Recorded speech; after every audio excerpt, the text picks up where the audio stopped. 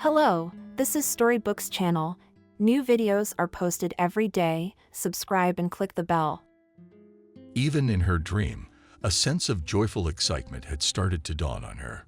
She was dreaming of her husband. John pressed her to him, and it made the girl feel insanely good. So she opened her eyes and slid through the apartment still at dawn. The sun's rays drew on the wallpaper an intricate pattern. She threw back the sheet, allowing it to continue traveling over her naked body. Slayera sat up on the bed and stretched. The sweet theme had finally developed. The illuminating morning chill presented itself. Slayera got up, walked to the bathroom, and turned on the cool shower. She had practiced this for several years now. Hot water used to make it hard to concentrate, take away energy. But this way, it was like a second breath. You come out fresh and full of energy, immediately ready to engage in the day's hustle and bustle.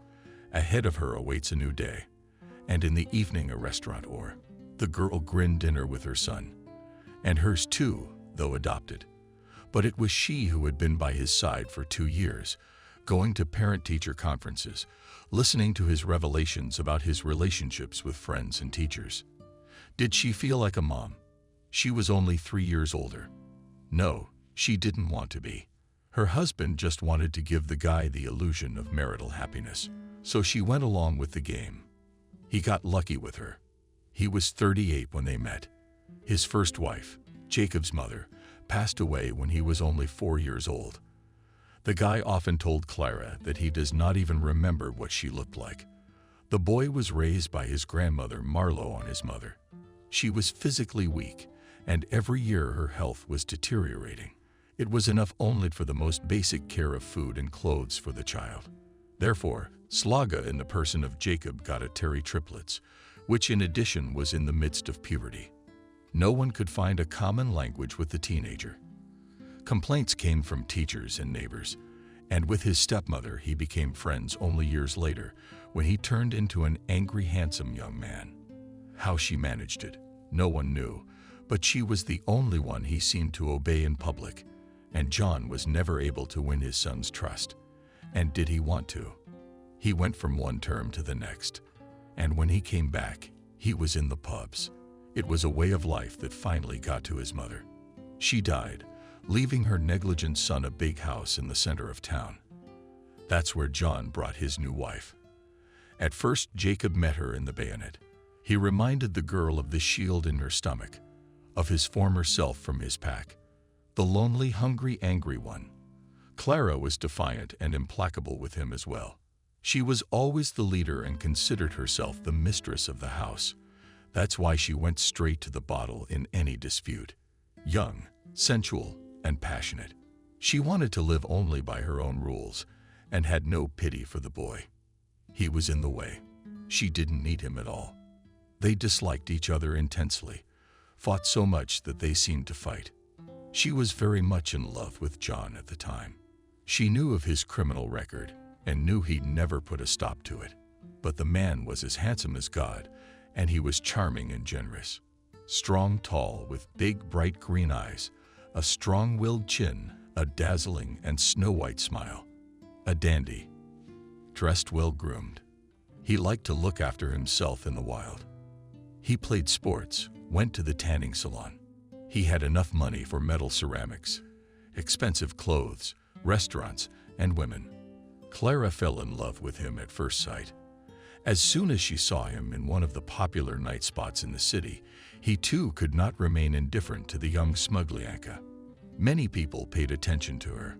Seeing her once in a restaurant, the man felt that this time before him is an interesting woman, and she will not be an easy prey. Flexible in an open, short, olive-colored dress, she walked confidently down the hall.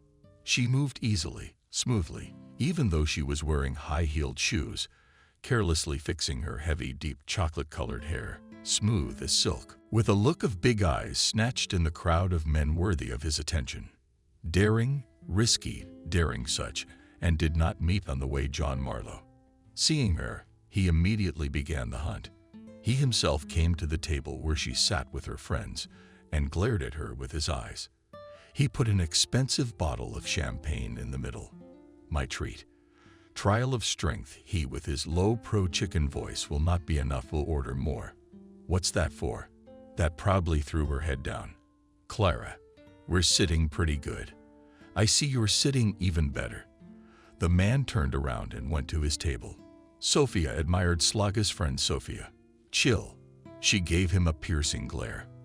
I could smell him a mile away. That cat. Hogarth, yeah, you take after, Sophia giggled. I felt it too. Only you won't, because I won't. At the height of the evening, John and Clara joined together on the dance floor. They were irresistibly attracted to each other. Marlowe could only wonder that his new acquaintance was so confident, so young, and so bright. Her intelligence and grace could be envied by mature women whom John valued so much. At the end of the evening, he was enchanted by the girl. He was afraid to admit to himself that she had hit him right in the heart. The daring, swarthy girl was unlike the ladies he had met before. She was interesting. Among the many charming, intelligent, and beautiful women, she stood out. An inexplicable thrill arose in the soul of the man. He wanted to drown in his relationship with her. John caught himself thinking that all his previous romances were boring. Unremarkable meetings with a slight tinge of sympathy. How many of them had been so evocative of his quiet interest? Dozens, hundreds. In general, John moved only one desire to satisfy sexual hunger and replenish his male collection. By and large, they were ladies for a night, for a week, at best for a month. But Slaga, she attracted her sensuality, her passion, and at the same time was in the board her boyfriend. With her you could get drunk, talk frankly, and even get mind-blowing quality sex. I didn't want to part with her. She was looking for strength, such inner confidence that involuntarily there was a desire to obey, trust, give into the hands of this goddess all the reins of love and enjoy. John had seen other beauties like her, but they didn't have the charms that Clara had. He wanted her all the time. Every movement of her gaze was like a volcano of desire, an unparalleled rare trait. He was amazed to find himself admiring her swift gait, the radiant smile, the way she gestured. John realized that an early unexplored feeling had stirred in the back of his mind. It was an attraction. The condition was unusual for him. He was bathed in the cocktail, the excitement, the involvement. He couldn't understand what it was about this girl that attracted him. It was something elusive. He didn't feel a shadow of embarrassment in her presence. He had every fantasy with her. Next to Clara, he was physically aroused, uninhibited and bold. He did not immediately realize that it was his woman. At first he just went to the light, flew to the young girl like a moth. Only later he noticed that he never got bored near her, never thought about business or about someone else. She absorbed all his attention, and she ridiculously came to him with stupid talk about love or pathetic sentimental feelings. Next to her one could be any debauchery, drunken, schoolboyish. John realized that in front of him was a strong personality, and whatever their relationship in the future, he would not be able to possess her completely. The girl would always have her own world hidden from him. Only at will she will open the door to him, but will not let him in completely. Let's get married. He proposed to her a week after we met. So serious, she laughed. Yeah, I think we're right for each other. Or maybe I'm wrong. He asked. No, it looked like it. Clara nodded and made her way to his lips. John felt himself getting turned on. I'll be yours. The girl slowly backed away from him. If you show class tonight. Clara drilled the man with her velvet brown eyes, and John moved to follow her. Such games thrilled him, boosted his male ego, released his instincts. To my place, he suggested. Let's go. Clara shook her head, and her luxurious hair spread over her round shoulders. Soon, they were speeding by cab through the night city. Entering the rented apartment, Slaga herself led him to the bedroom. The room was in semi-darkness. She turned on only one night lamp. The girl, without false shame, threw off her dress. There was nothing under it. John followed her example. He looked admiringly at her slender young body, then boldly approached her and embraced her. In intimacy, she belonged completely. He was resourceful, then pitching left, then slipping away, then passionate, then indifferent. Always different, always unpredictable. He enjoyed his woman, her animal, magnetism. A look, not arbitrary body movements, atomic size. Next to her, the whole world was just a backdrop for their love. John married her and brought her into the house as a mistress. The new status was to her liking. She enthusiastically took care of repairs and household problems. Marlowe's son was confronted with the fact of his marriage and told to obey Slaga.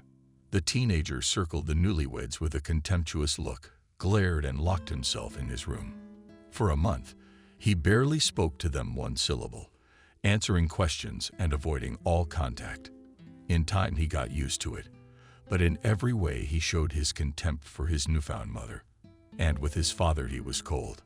Of course, he had no time for his son. During the day, he disappeared on his business, in the evening in the bedroom with his young wife. But the boy's behavior irritated him. One night, when John was asleep, the girl drank champagne in the kitchen. She heard a key turn in the lock. It was Jacob, returning from a nightclub. He walked into the kitchen and saw Clara sitting in just her panties on the windowsill. "Hey you, we need to talk," she started.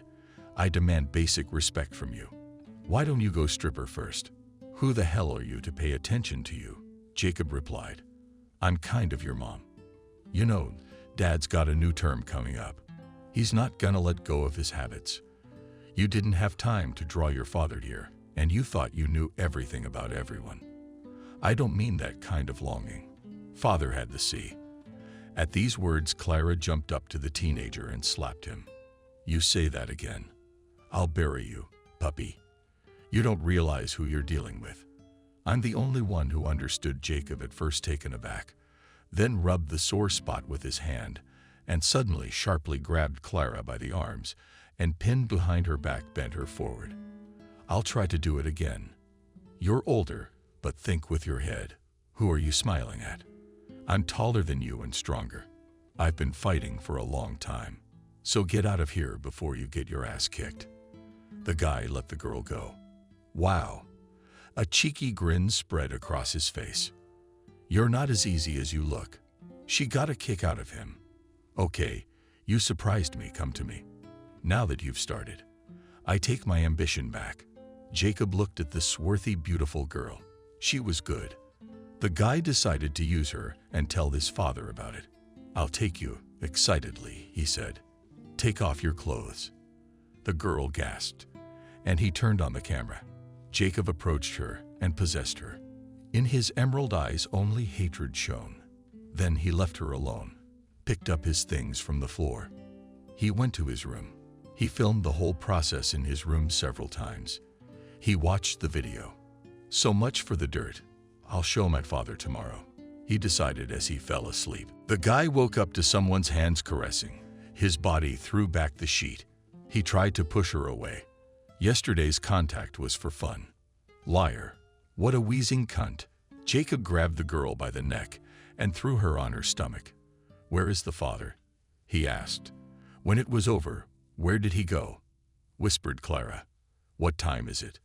12 o'clock. Through the open window could be heard the car rumble of people's voices, children's laughter. It was a day off and many people were leaving for the dacha.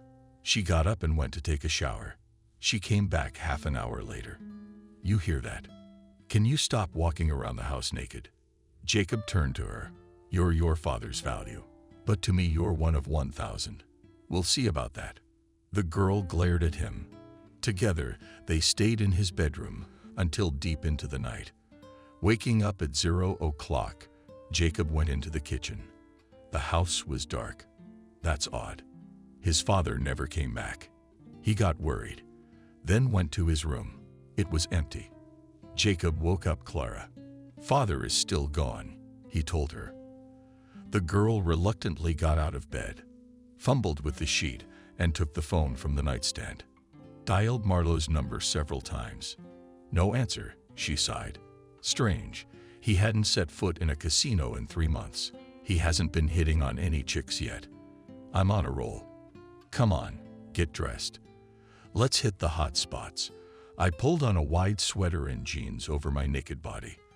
Clara jumped into the driver's seat, pressed the klaxon a few times. Why are you ringing the whole street? Jacob approached and got indignant. Sit down, son. And frowned. Intuition tells me that I need to hurry. The engine roared and the car took off. Drove it just as I loved it. As they say, without brakes. In this case, it was not even in the figurative sense. But we quickly bypassed all the unfortunate places. Marlowe Sr. was nowhere to be seen. There is only one place left. The girl stretched out. And in a couple of minutes they arrived at the police station. Yes, tired nodded the duty officer. Took John on a theft at a jeweler's. You know he's the kind of guy who doesn't stay out long. But Jacob cursed profanely. That's pathological. You're in my hands now. The kid smirked at Syl as promptly as ever. And for me, in general, and on time to go home. Now we'll see him only after the trial and then on big holidays. Marlowe was sentenced to 3 years. He was sent to a high-security colony to serve his sentence. Clara came to see him for a long visit. He was released to a hotel for 24 hours. To her surprise, he first pounced on the food, and then already on her. The girl was standing by the window. He came up behind her and began to caress her neck, collarbones, breasts. The man imperiously turned her to himself, encircled her face with his palms, and completely given over to the power of his feelings, passionately penetrated her mouth. She wrapped her arms around her husband's neck, drawing him to her. Clara felt the pounding of his heart quicken. John covered the girl's body with short, vigorous kisses, freed her from her clothes, picked her up in his arms, and carried her to the bed. Then Clara lay on his shoulder, and he caressed the strands of her lustrous chocolate hair. Why are you cold? Did you find someone else? He asked. Don't talk nonsense, she whispered back. I'm just tired. I'll make up for it. She started kissing his ear, but I recognize my initiative, girl. With you, it's like heaven. He kissed passionately. The girl's flaccid lips. Their dance of love continued until dawn. Marlowe was satisfied. John, we're running out of money with Jacob. What do we do? Clara asked him in the morning. Don't worry, sweetheart. Just don't give your soul to anyone but me for it. Won't you need money? I've got plenty in reserve. There's enough for Jacob and the kids. I'll write you a power of attorney, and you can take it with you. Don't deny yourself anything. Spend it on vacations, salons, pubs. But no men. Go everywhere with your son. Sama told me that you two became friends and bonded. Nodded the girl. Hey, you're not sitting with a baby. It's interesting with him. With him, Topalov has the caress of a husband. He did not let her out of bed, but she only dreamed of Jacob. For the first time, the hunter for men's hearts was tired of physical love. Now she longed for the arms of her lover. Being close to him made her slave happy, and she wished to be with Jacob every minute of her life. Meanwhile, her relationship with him was complicated. He slept with his stepmother, but he only looked at her with lust. There was no love in his eyes. He began to tear himself down. She hired tutors for him. The boy's behavior also became more even. He expressed less to those around him, showed patience and loyalty. Perhaps the reason was their sexual games, which drained his energy. He behaved swaggeringly in the bedroom and could brazenly order himself to incarnate into a nurse or a bank director's hotel maid or a school teacher. The guy seemed to enjoy realizing what influence he had over her, and for some reason he wanted to humiliate the girl. Maybe for the fact that she took from him the last favorite person of his father. All of Clara's pride and independence vanished. She was ready to serve her idol every minute, to fulfill any whims, to be a thing for this handsome, strong guy. She was afraid that one day he would leave her, love her for real, and forget about her. Clara realized that she also had a certain power over the guy, over his body, but she never got hold of the young man's soul, no matter how hard she tried. When she returned home from the colony from her husband's house, there was a surprise waiting for her. Jacob put her things in a bag and put her out the door. The girl's heart almost stopped. She beat helplessly at the door with her fists, but he did not open it. Finally, his head showed through the window. "Why are you banging on the door so hard?" Jacob was mad.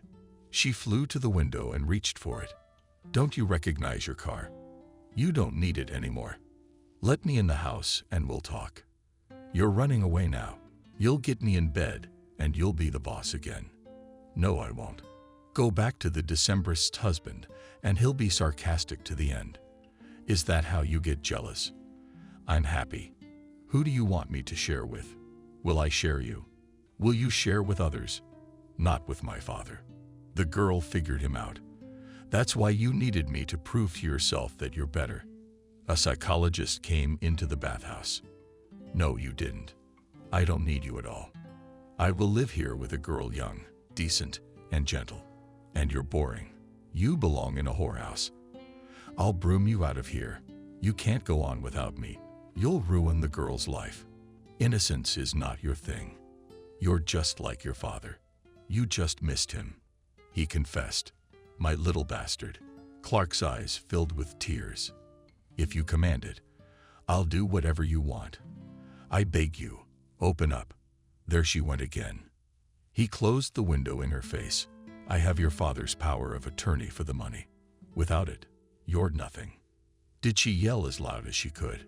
"Your blackmail won't work." Jacob's back out on the street. "I'll get by. I'll earn my own money. But leave me alone. Let me breathe clean air. I'm letting you go forever. Live in your father's rented apartment. I don't mind. Just stay away from me." "Jacob, I'll tell my father. He's with you. I don't know what he'll do." She was tearing her hair out of her chest in despair. "Do whatever you want. I don't care, as long as I'm free from your yoke, to live like a normal guy. I don't need your poison of lust anymore." "What are you doing? My boy, how can you do this? I love you more than life. I've torn my soul out. I idolized you. How will you live? My father gave me the money, not you. You're wrong. I've had an account opened for me for a long time. Clara, go away. You've sunk to the bottom of the pile. Is there no one to comfort you but me?" The girl, gritting her teeth, grabbed the bag by the handles and dragged it along the ground. Soon, along with a block of dust, she disappeared behind the gates of the house. Jacob breathed a sigh of relief. He knew that if Clara had come in and touched his body, he would not have been able to resist, would have drowned in debauchery again. She drew him in, she gave him intoxicating pleasure, and he dissolved more and more into her. The guy realized that he would never have a life of his own. As long as she was around, he would not notice reality. Only lust and lust took over his soul. Eventually, he would lose his human form and turn into an insatiable animal. 5 years passed. Marlowe sat still, and Jacob never heard from her again. Her father tried to track her down from prison, used his connections, but she disappeared, as if vaporized. True, the money from one of Marlowe Sr.'s accounts disappeared with her. Jacob. Now it seemed he was completely free. The boy remembered with horror how the first time he had broken down at the mere thought of Clara. The body bored, and the soul rejected the silent image. In time, all passions began to be forgotten, and he began to live an ordinary life. Having finished school and institute, he got a job. His day invariably began with a cup of Americano. Coffee was available on his desk. When Jacob studied the entries in his diary, today he had several articles to write and process. After all, he had been a correspondent for the popular local magazine, Evening Leitsemansk, for a month now. He took a sip of coffee as the computer dipped burned, the drink invigorating. That's when the phone rang. "Jacob, are you in the newsroom?" He heard the voice of an old acquaintance of Holmes and Miranda's father. Yes, for many years she combined her work as a pathologist and part-time police expert. "Yeah, I was gonna do some work. I've got a story for you. We just brought in a Jane Doe with no ID, no visible injuries on the body. What did she die of? We don't know yet. I'd love to have you on the case. I wish I could charge iPhones for you. ceiling on the anatomical theater. Miranda didn't allow outsiders. But Jacob was allowed. For one thing, she had a long and hopeless crush on Marlowe Sr. in the second place. She liked the boy's articles. They were truthful, based on facts without the slightest tendency toward jaundice. Jacob, of course, marveled at how one could maintain loyalty and feelings for his father for so many years. And it was also a mystery to him why the man had earned such loyalty and love. You couldn't find a woman like Holmes by daylight. Jacob cast an interested glance at her aged but well-groomed, not beautiful, a redhead with a scattering of freckles on her cheeks, short boyish haircut, a shrewd look in her blue eyes, thin as a birch, and most importantly strong, determined. In general, involuntarily, in addition to respect, there is sympathy. Miranda, did the body of the sheet return at this moment? Or have I forgotten everything in the world? Dark, smooth hair, eyebrows like seagulls in flight, beautiful lips, straight, precise nose, perfect, swarthy body. There was no doubt in his mind that he was looking at the woman in front of him. "You're not well, Jacob." The pathologist got worried. Looking at the defeated guy, very much he could not hold back. Tears spurted from his eyes.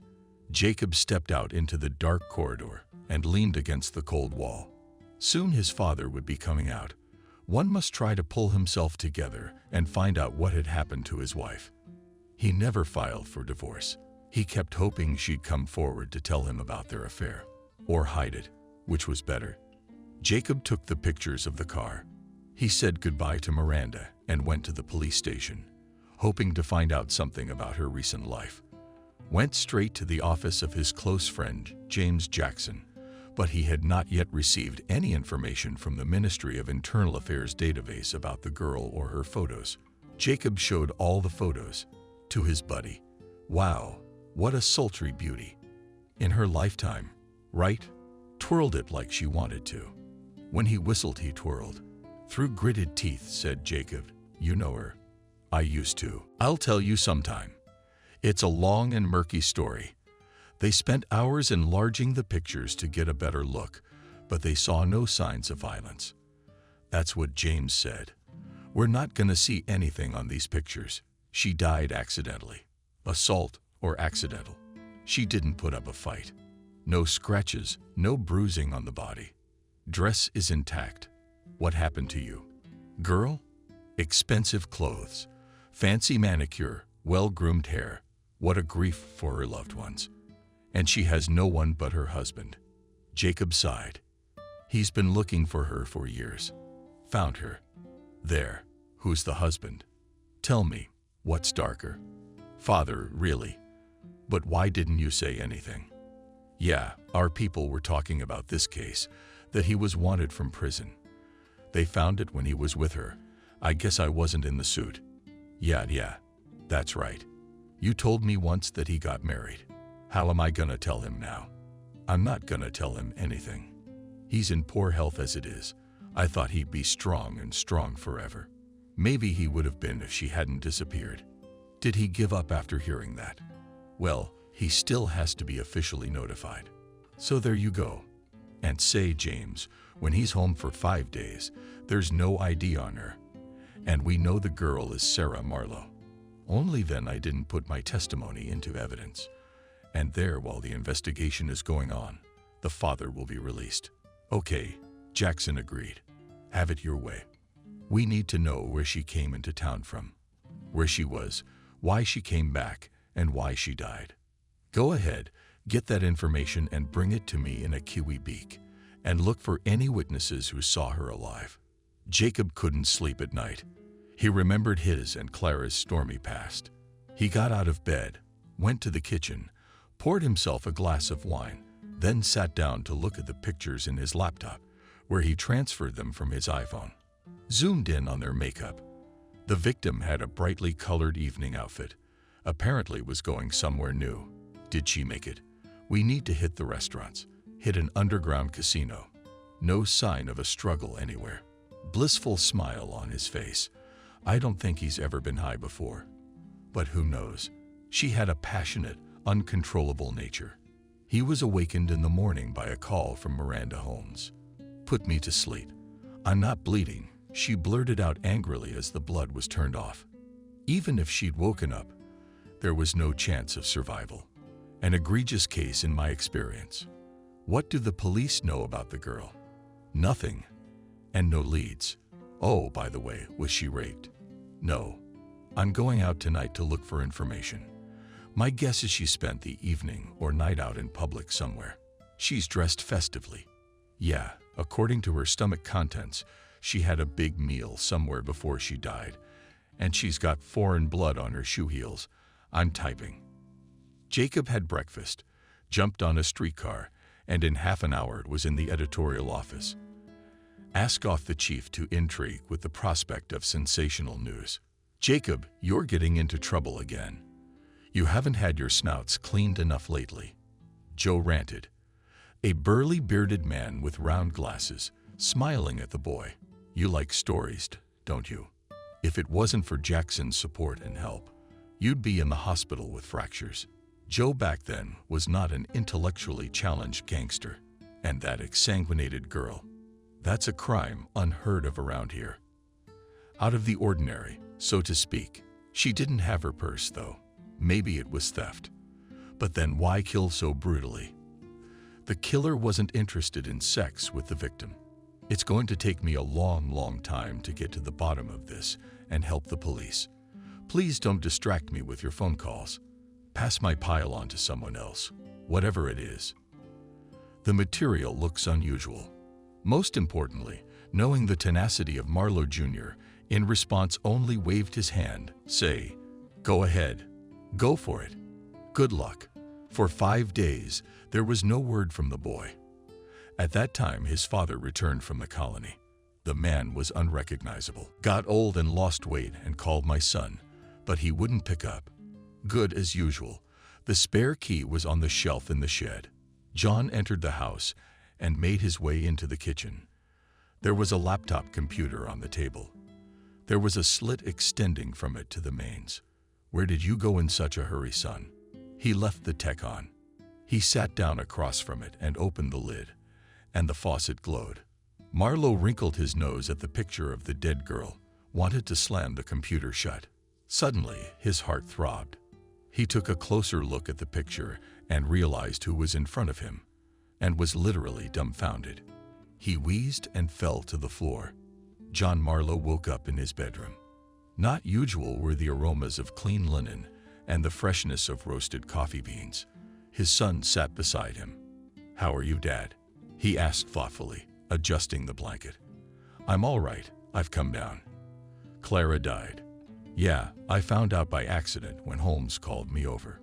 Thought I'd see a stranger. And then this happened. She was murdered. Why? I wish I'd known. But Daddy's still here. You rest and recuperate. You shouldn't be worried."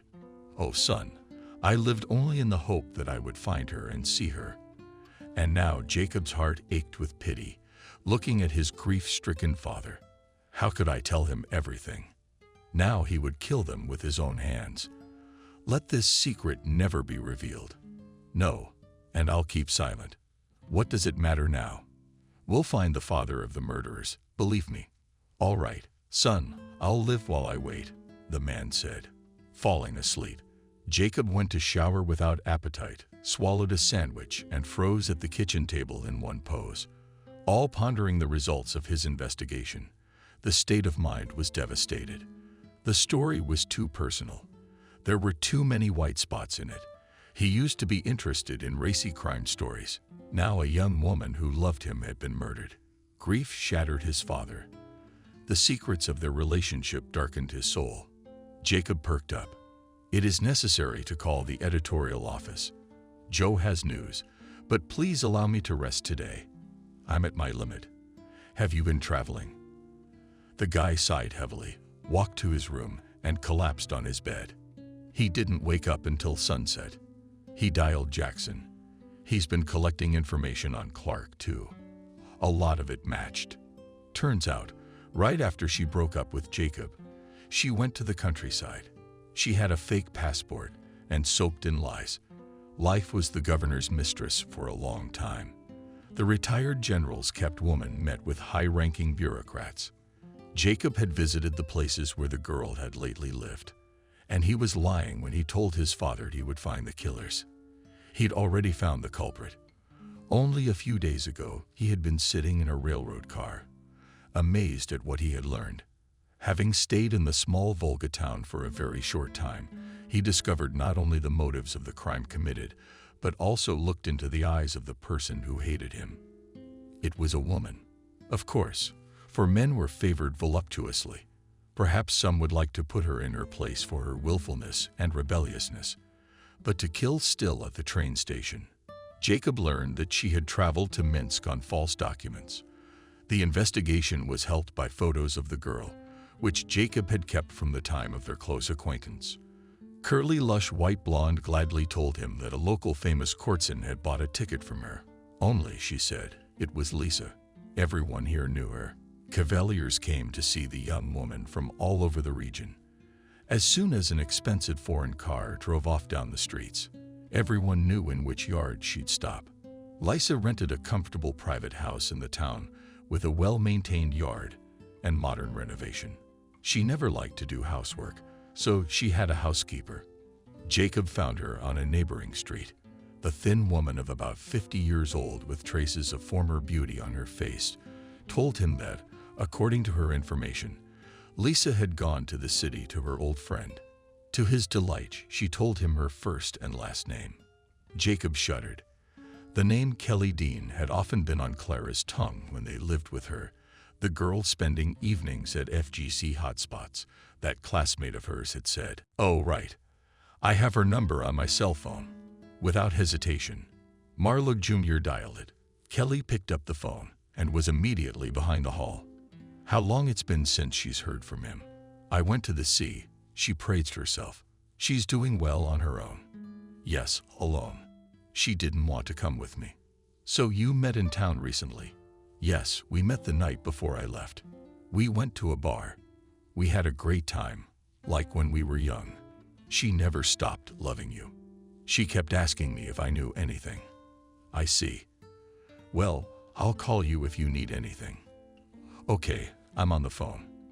But let me ask you what you're calling for. And you're looking for a connection like old love never fades. You want to find her. No, I'll explain it all some other time. Later means never. Sad, sighed Kelly. I know you guys, and you're still living in the same place. Or did you move somewhere else? But none of the handsome like you did not ask to marry. I'm still with my parents. Shall we get together?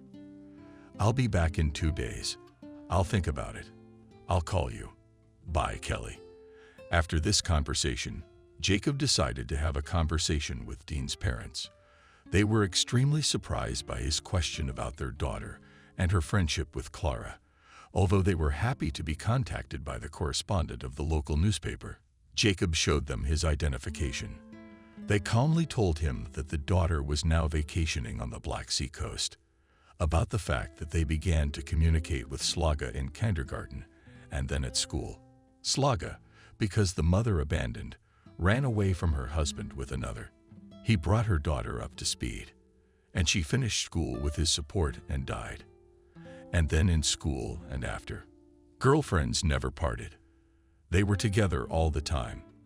It was only 5 years ago that their paths diverged a bit. Clara moved away, and Kelly saw her less often, and then stopped talking about her friend altogether. Kelly and Jacob thought they'd had a fight, something they hadn't shared.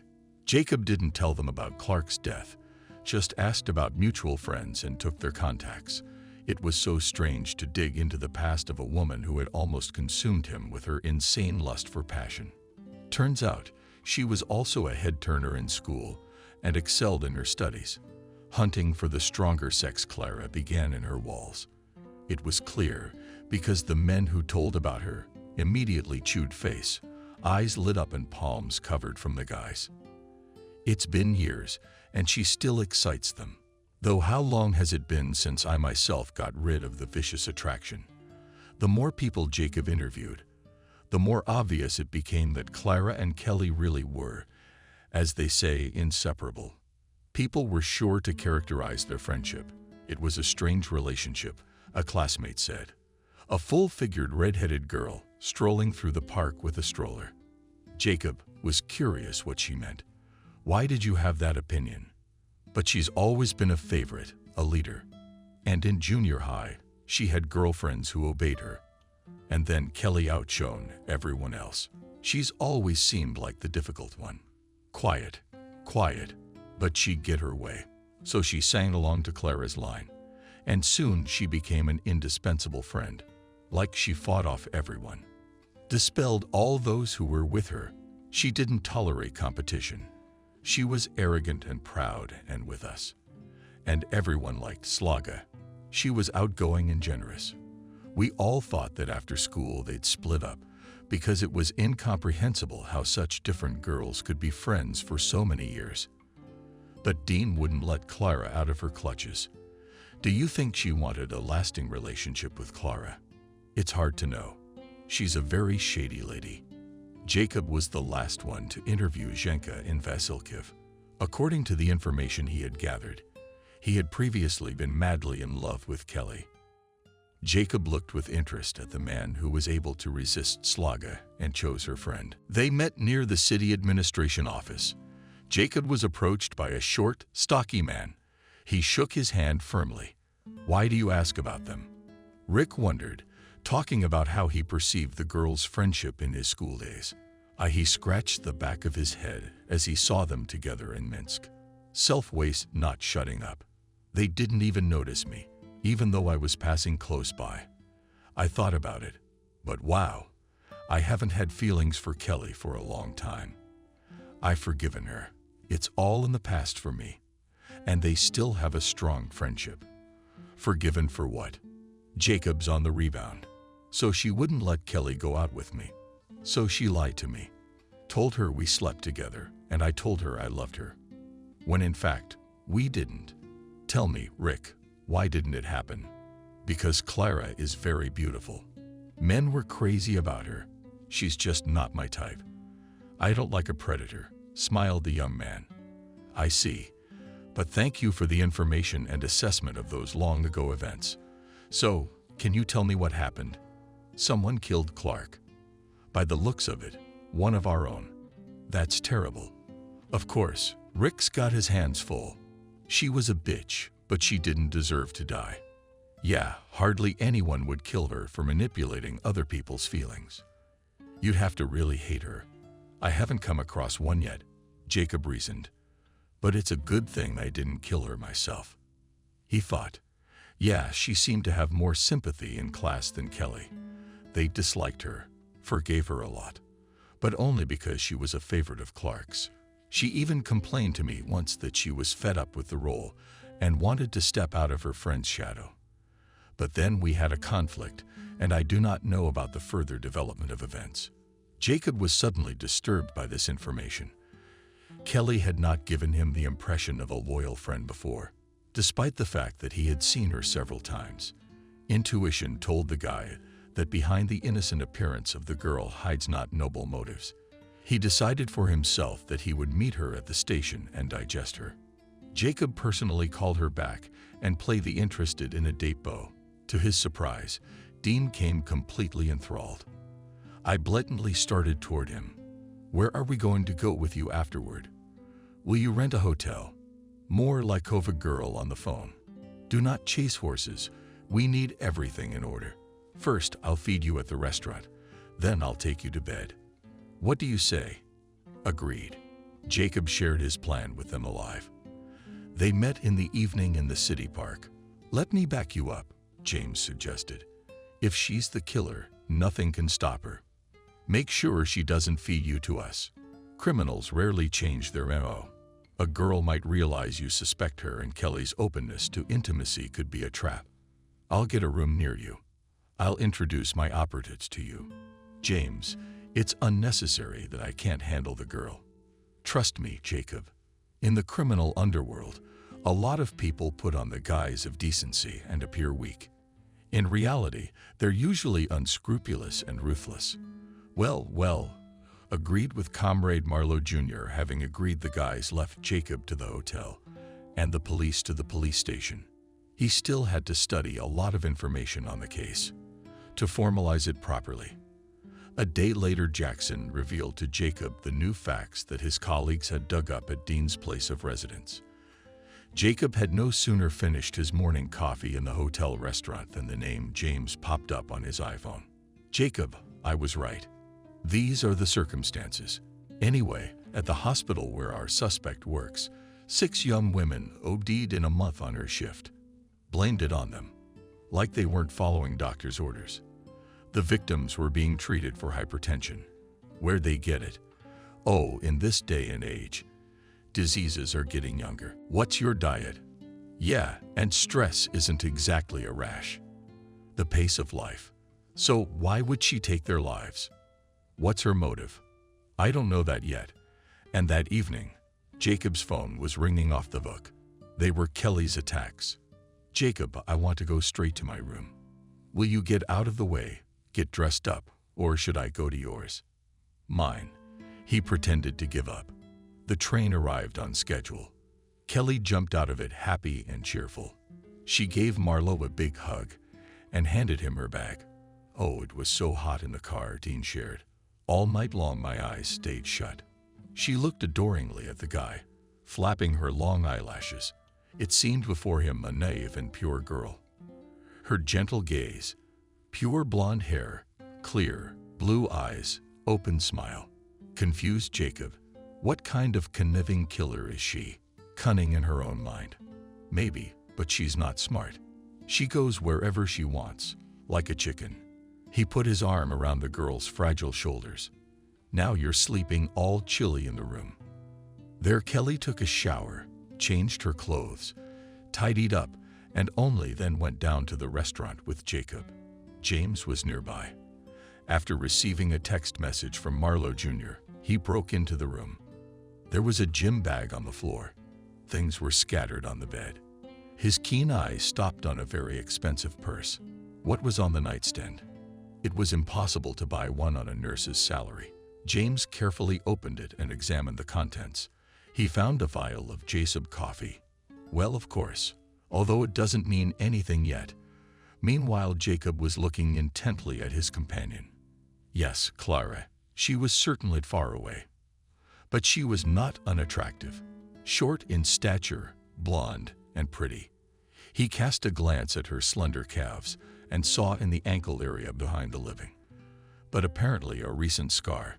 It was still pink, healed a few days ago. Noticing his gaze, Kelly tucked her legs under the table. "Why are you hiding your pretty legs from me? If you're going to give yourself away, Jacob is going to give himself to me." "Oh, that's me. I had a friend who was too pretty, and everyone paid attention to her exclusively. That's why I still have a complex. Jacob flashed in my head. Though I learned to love myself," the girl continued. "Didn't Clara call you while you were at sea?" "No, but she's probably in her little town there." "Did it ever occur to you to ask how your friend was doing?" "Oh, come on, Jacob. Like you don't know how stiff she is. She only communicates when she wants to. I'm used to it, and I don't take any unnecessary steps in that direction." "Well, I knew you weren't interested in me, but in your ex-girlfriend." The girl was starting to get angry. Jacob filled his glass with champagne and interestedly looked at Kelly, jealous. "You're wrong. It's been over with her for a long time. You can't live a human life with someone like her. You become a slave." "How sad is your voice and your look now," Dean stated. "You loved her after all." "I was sick of her," answered the boy. "That's more accurate. It's not love, it's an addiction. Let's get on with the summer and the food." He nodded at the waiter who brought the hot food. "You'll still need your strength at night." He winked at the girl. After dinner, the couple returned to the room. Jacob skillfully portrayed passion, fiercely possessed Kelly. After the intimacy, the girl completely melted. She did not live in his arms and smiled blissfully. "I've never had such a thing."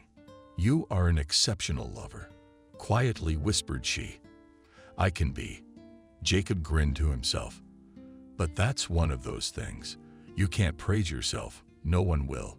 But Kelly could use a lesson from her friend. How to get men. Totally mediocre woman. But she's achieved her goal. Mademoiselle. Relaxed and unsuspecting. Indeed, she gave the impression of a carefree and happy girl's woman. Therefore, the appearance on the doorstep of James with an ID card in his hands was a complete surprise to her. He directly asked where your friend Clara, with whom you had lunch together. June 16, 2000 at the Oasis restaurant. And where were you at 20:30 when she was killed? Whose purse did you have? Jacob joined the interrogation. Can you tell me how you got the wound on your foot? Did you unhook your shoe? Guys, I don't understand what's going on. Kelly, on what grounds are you asking me? I was with my friend at a restaurant. So what? Were you the last person to see her alive? And then she died. Jackson wouldn't stop. Oh, but I didn't even know that. Kelly theatrically flailed her arms. I saw her alive, healthy. Jacob walked over to the table and took his purse from it. He went to the bank, risking being made a fool of. Clara came to see me this afternoon with that purse, and it belongs to her. After saying that, Kelly expelled and started throwing her things and anything else she could get her hands on at the guys.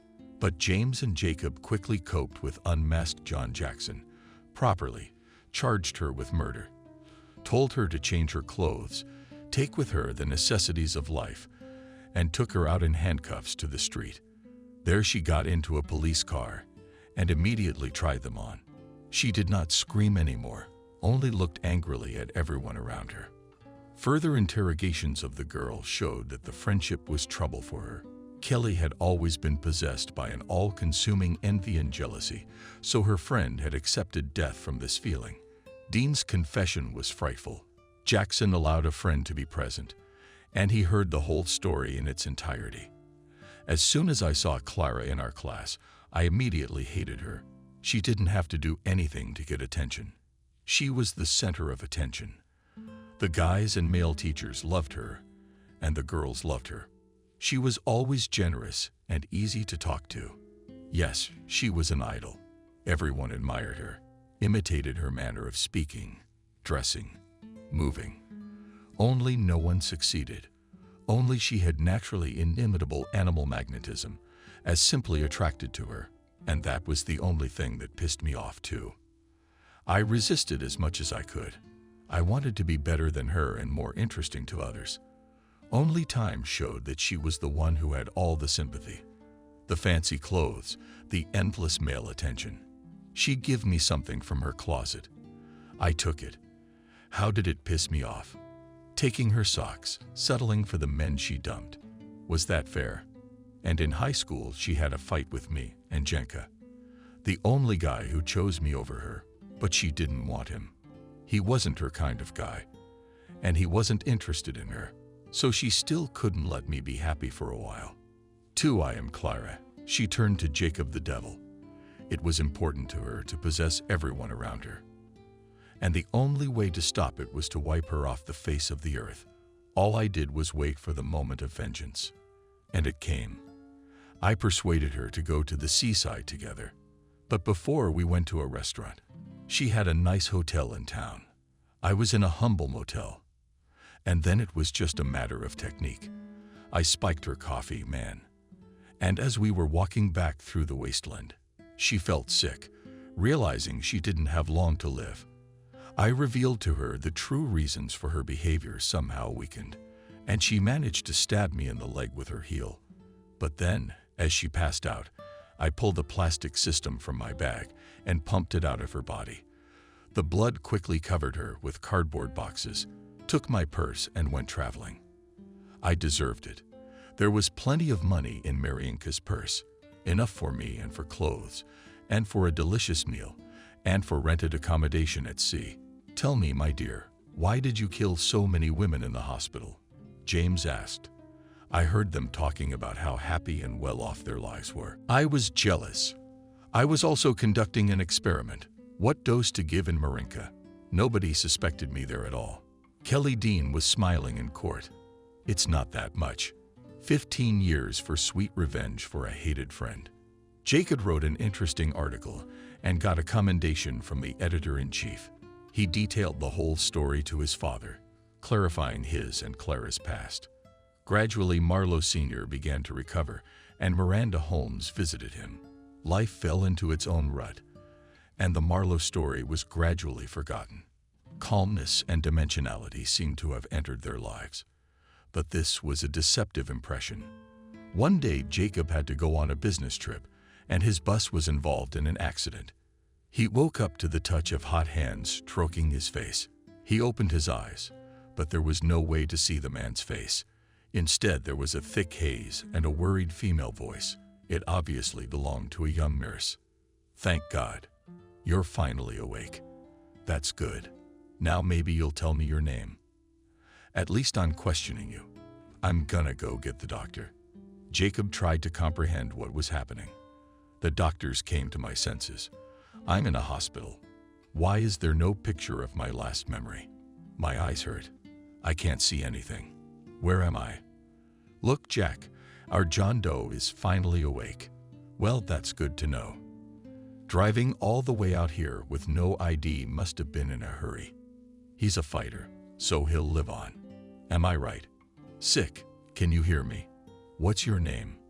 Jacob took a deep breath, and his chest was crushed by pain. Tried to open his eyes, which were dark, so he whispered. Weakened his voice. "Jacob, I'm Marlowe." "Jacob, you mean?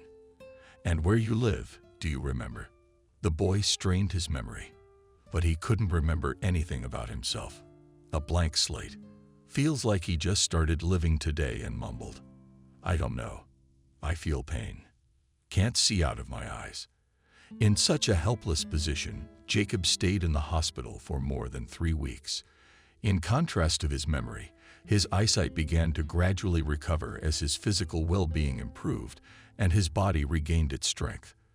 Despite the fact that the doctors quickly found out who he was and where he came from, he himself could not recover the former pictures of his life. James and his father came to visit him and talked about what he had been like as a young boy. But Jacob only shrugged his shoulders. His mind was empty. The doctor's explanation was that after the accident he had retrogrades, amnesia, and the condition. Oblivion could last a long time. Jacob had problems not only with his vision, but also with his musculoskeletal system. Multiple fractures meant he could only walk with a cane. His father took him home, and there Jacob was mortally bored with what to do. With his mind, he would do everything, but his body was limited in movement. His own existence seemed meaningless to him. He looked at old photographs, listened to the stories of his father and friends, but the memory was like a thick fog. Some vague images and outlines disturbed him at night, but there was no clarity in them. Day and night he began to read everything that came under his hand: magazines, newspapers, books, tried to find something familiar in the professions, literature and art, but no signs of identification with anything I could not identify with. And suddenly I began to write stories, essays. Words literally poured out of his soul. Thus were born his novels in the genre fiction. True, only his father and his girlfriend Miranda read them. On one such evening, Jacob met one on the street. He was older. He'd been living without a past for 5 years. Never remembered himself before the trauma. Talked to him. His wise musings on life were close to the guy. He even experienced a faint hope that the images of his former life would return likeness again. Pleasant communication brought the men closer together. And during the next meeting they told each other about themselves. Some raiders in broad daylight beat a new acquaintance, Marlowe Jr., took away his lodging, shoved some money and a one-way ticket, threatening not to tell anyone about the incident. If he wants to live, of course. That's how he ended up in Minsk. As long as he had money, he lived in hotels and ate in canteens. When the money ran out, he found a modest place to live and got a job as a janitor in the same neighborhood. Fate ordered so that both became lonely, unnecessary to society. Reading and a common view of many things asked him. One early morning, Jacob came out to him in the yard. A friend waved to him. He was deftly handling the Christmas tree. It was already warm, for it was a hot summer. Marlowe sat down on a bench, waiting for his friend to come to him. Suddenly, he heard a sound like a cat flickering or a baby crying. Thought he heard it. Turned around behind him near the trash can. Saw the baby carelessly tangled in Baykov's blanket. He quickly jumped up, picked up the blanket from the ground, and holding it to himself, ran to the hospital. It was difficult to breathe and walk. Injuries were still making themselves felt, but he went forward fiercely. After all, it is necessary to have time to save the baby's life. Was the mother's heart indifferent at the moment when she abandoned her child? Even animals do not do that to their offspring. Ran to the nearest department, took the baby immediately to the children's hospital. They were surprised that the lame Jacob so quickly overcame more than 2 kilometers. Returning home, the boy told his father and his buddy about the unexpected find. Marlowe Sr., at the request of his son, found out where the baby had been sent. It turned out that he saved the girl. She was treated at the Central Hospital. Jacob was very worried about her health, and with the help of James Jackson, who issued him a certificate of freelance police officer, was able to freely visit the rescued child. The head of the ward favored their meetings.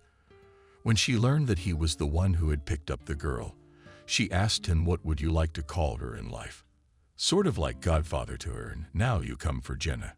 The name was pleasant to his realization. "It's a good name," the woman agreed. "That's how we'll do it." The foundling case went straight to Jackson's desk.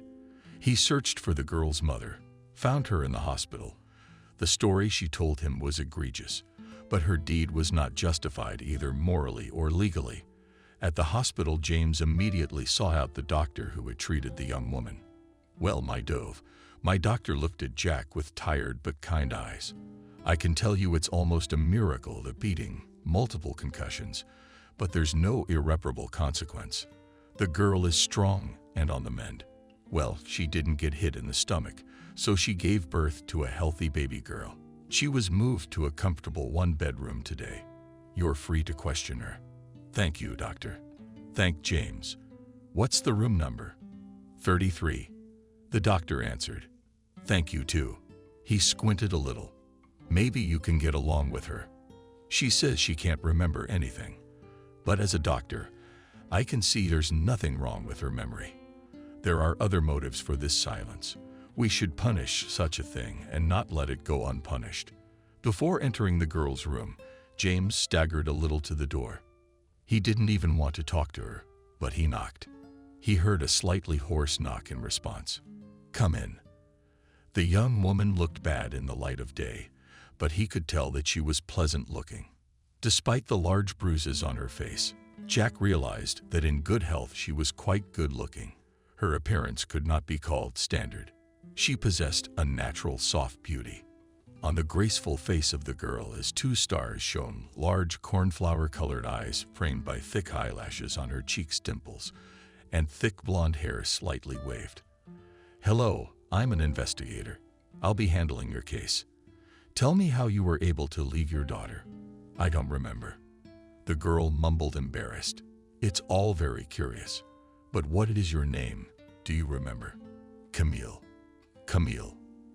The girl blurted out and turned her back to the wall. James asked her a lot of questions, but she stubbornly maintained that she did not remember the events of the accident, without ever finding out anything. The policeman slammed the door irritably and left the room. But Jackson's stubbornness was to be envied.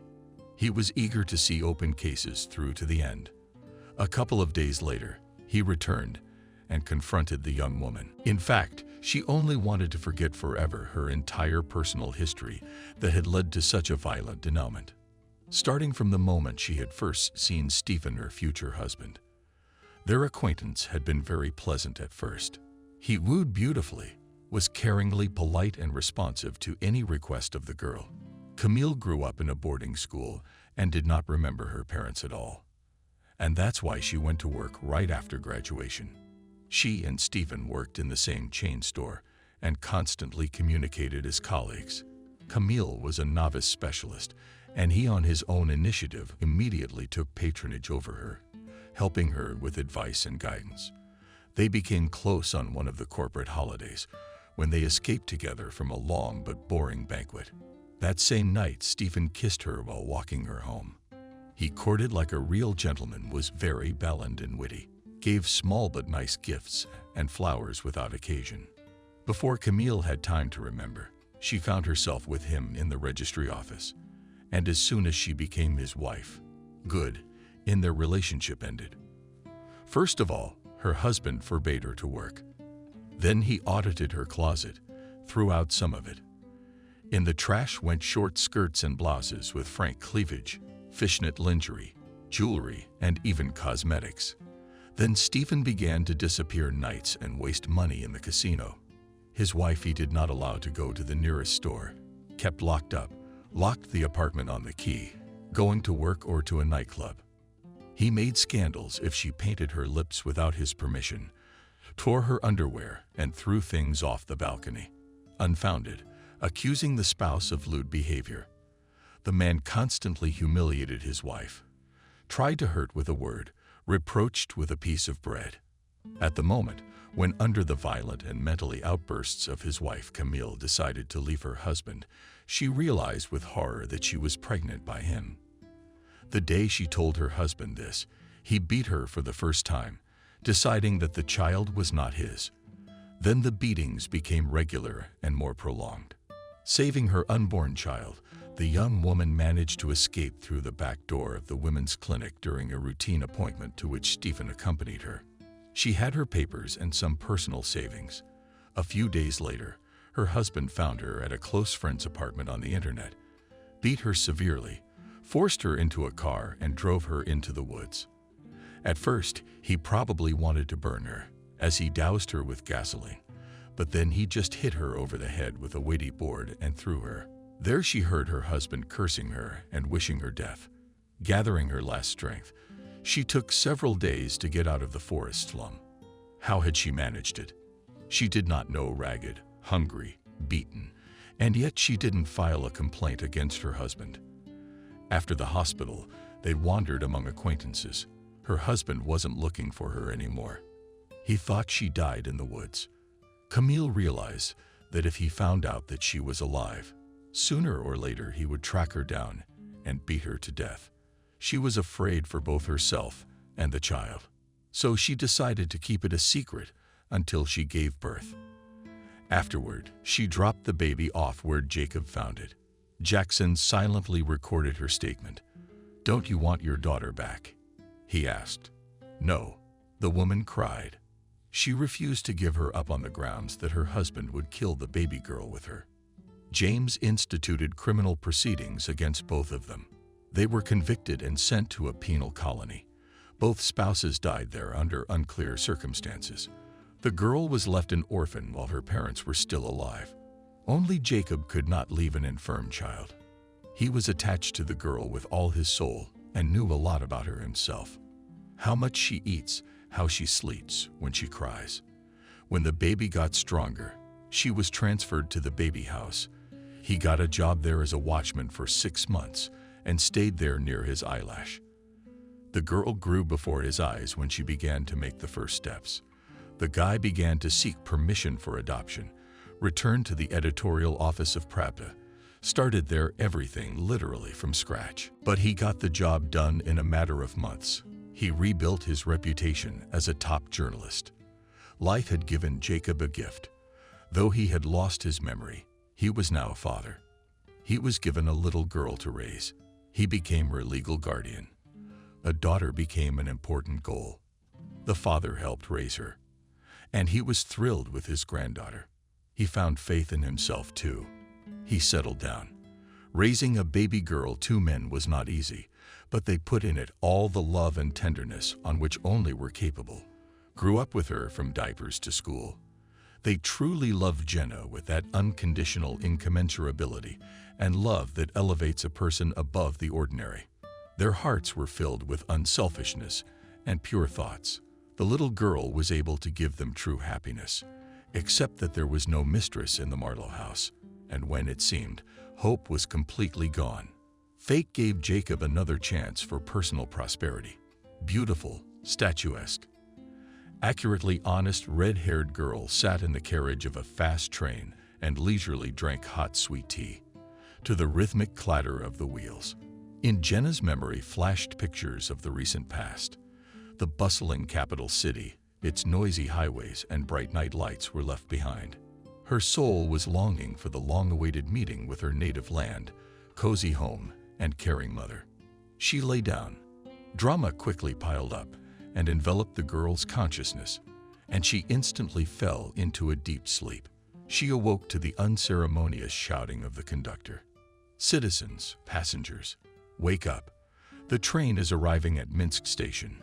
Standing time is 3 minutes." Jenna, fearing the unpleasant stupor caused by sleep, and quickly packed her things in a sports bag.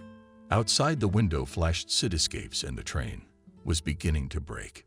Jenna stepped out of the carriage in the late afternoon, although it was still daylight. The station was empty. Only someone's face flashed in the window of the station and immediately disappeared. The girl took offense and sighed. How long had it been since she had been in Minsk? Moved on the way home. She went back to the past, to her childhood and youth. She remembered how she jumped on the sleepers and got a reprimand from her mother for such behavior. But this did not stop the girl and ride on the platform together with her friend Jenna Drusels and played classics. True, the station duty officer dispersed them, explaining that it was dangerous. But the bench with a comfortable backrest is special, wonderful, memorable. How many girls whose secrets she knows? Jenna took a seat. Her hand gently stroked the roughness of time, the planks. Here was the inscription preserved. Jenna plus Jacob. James had done it. He was in love with her. And she sympathized with Lech too.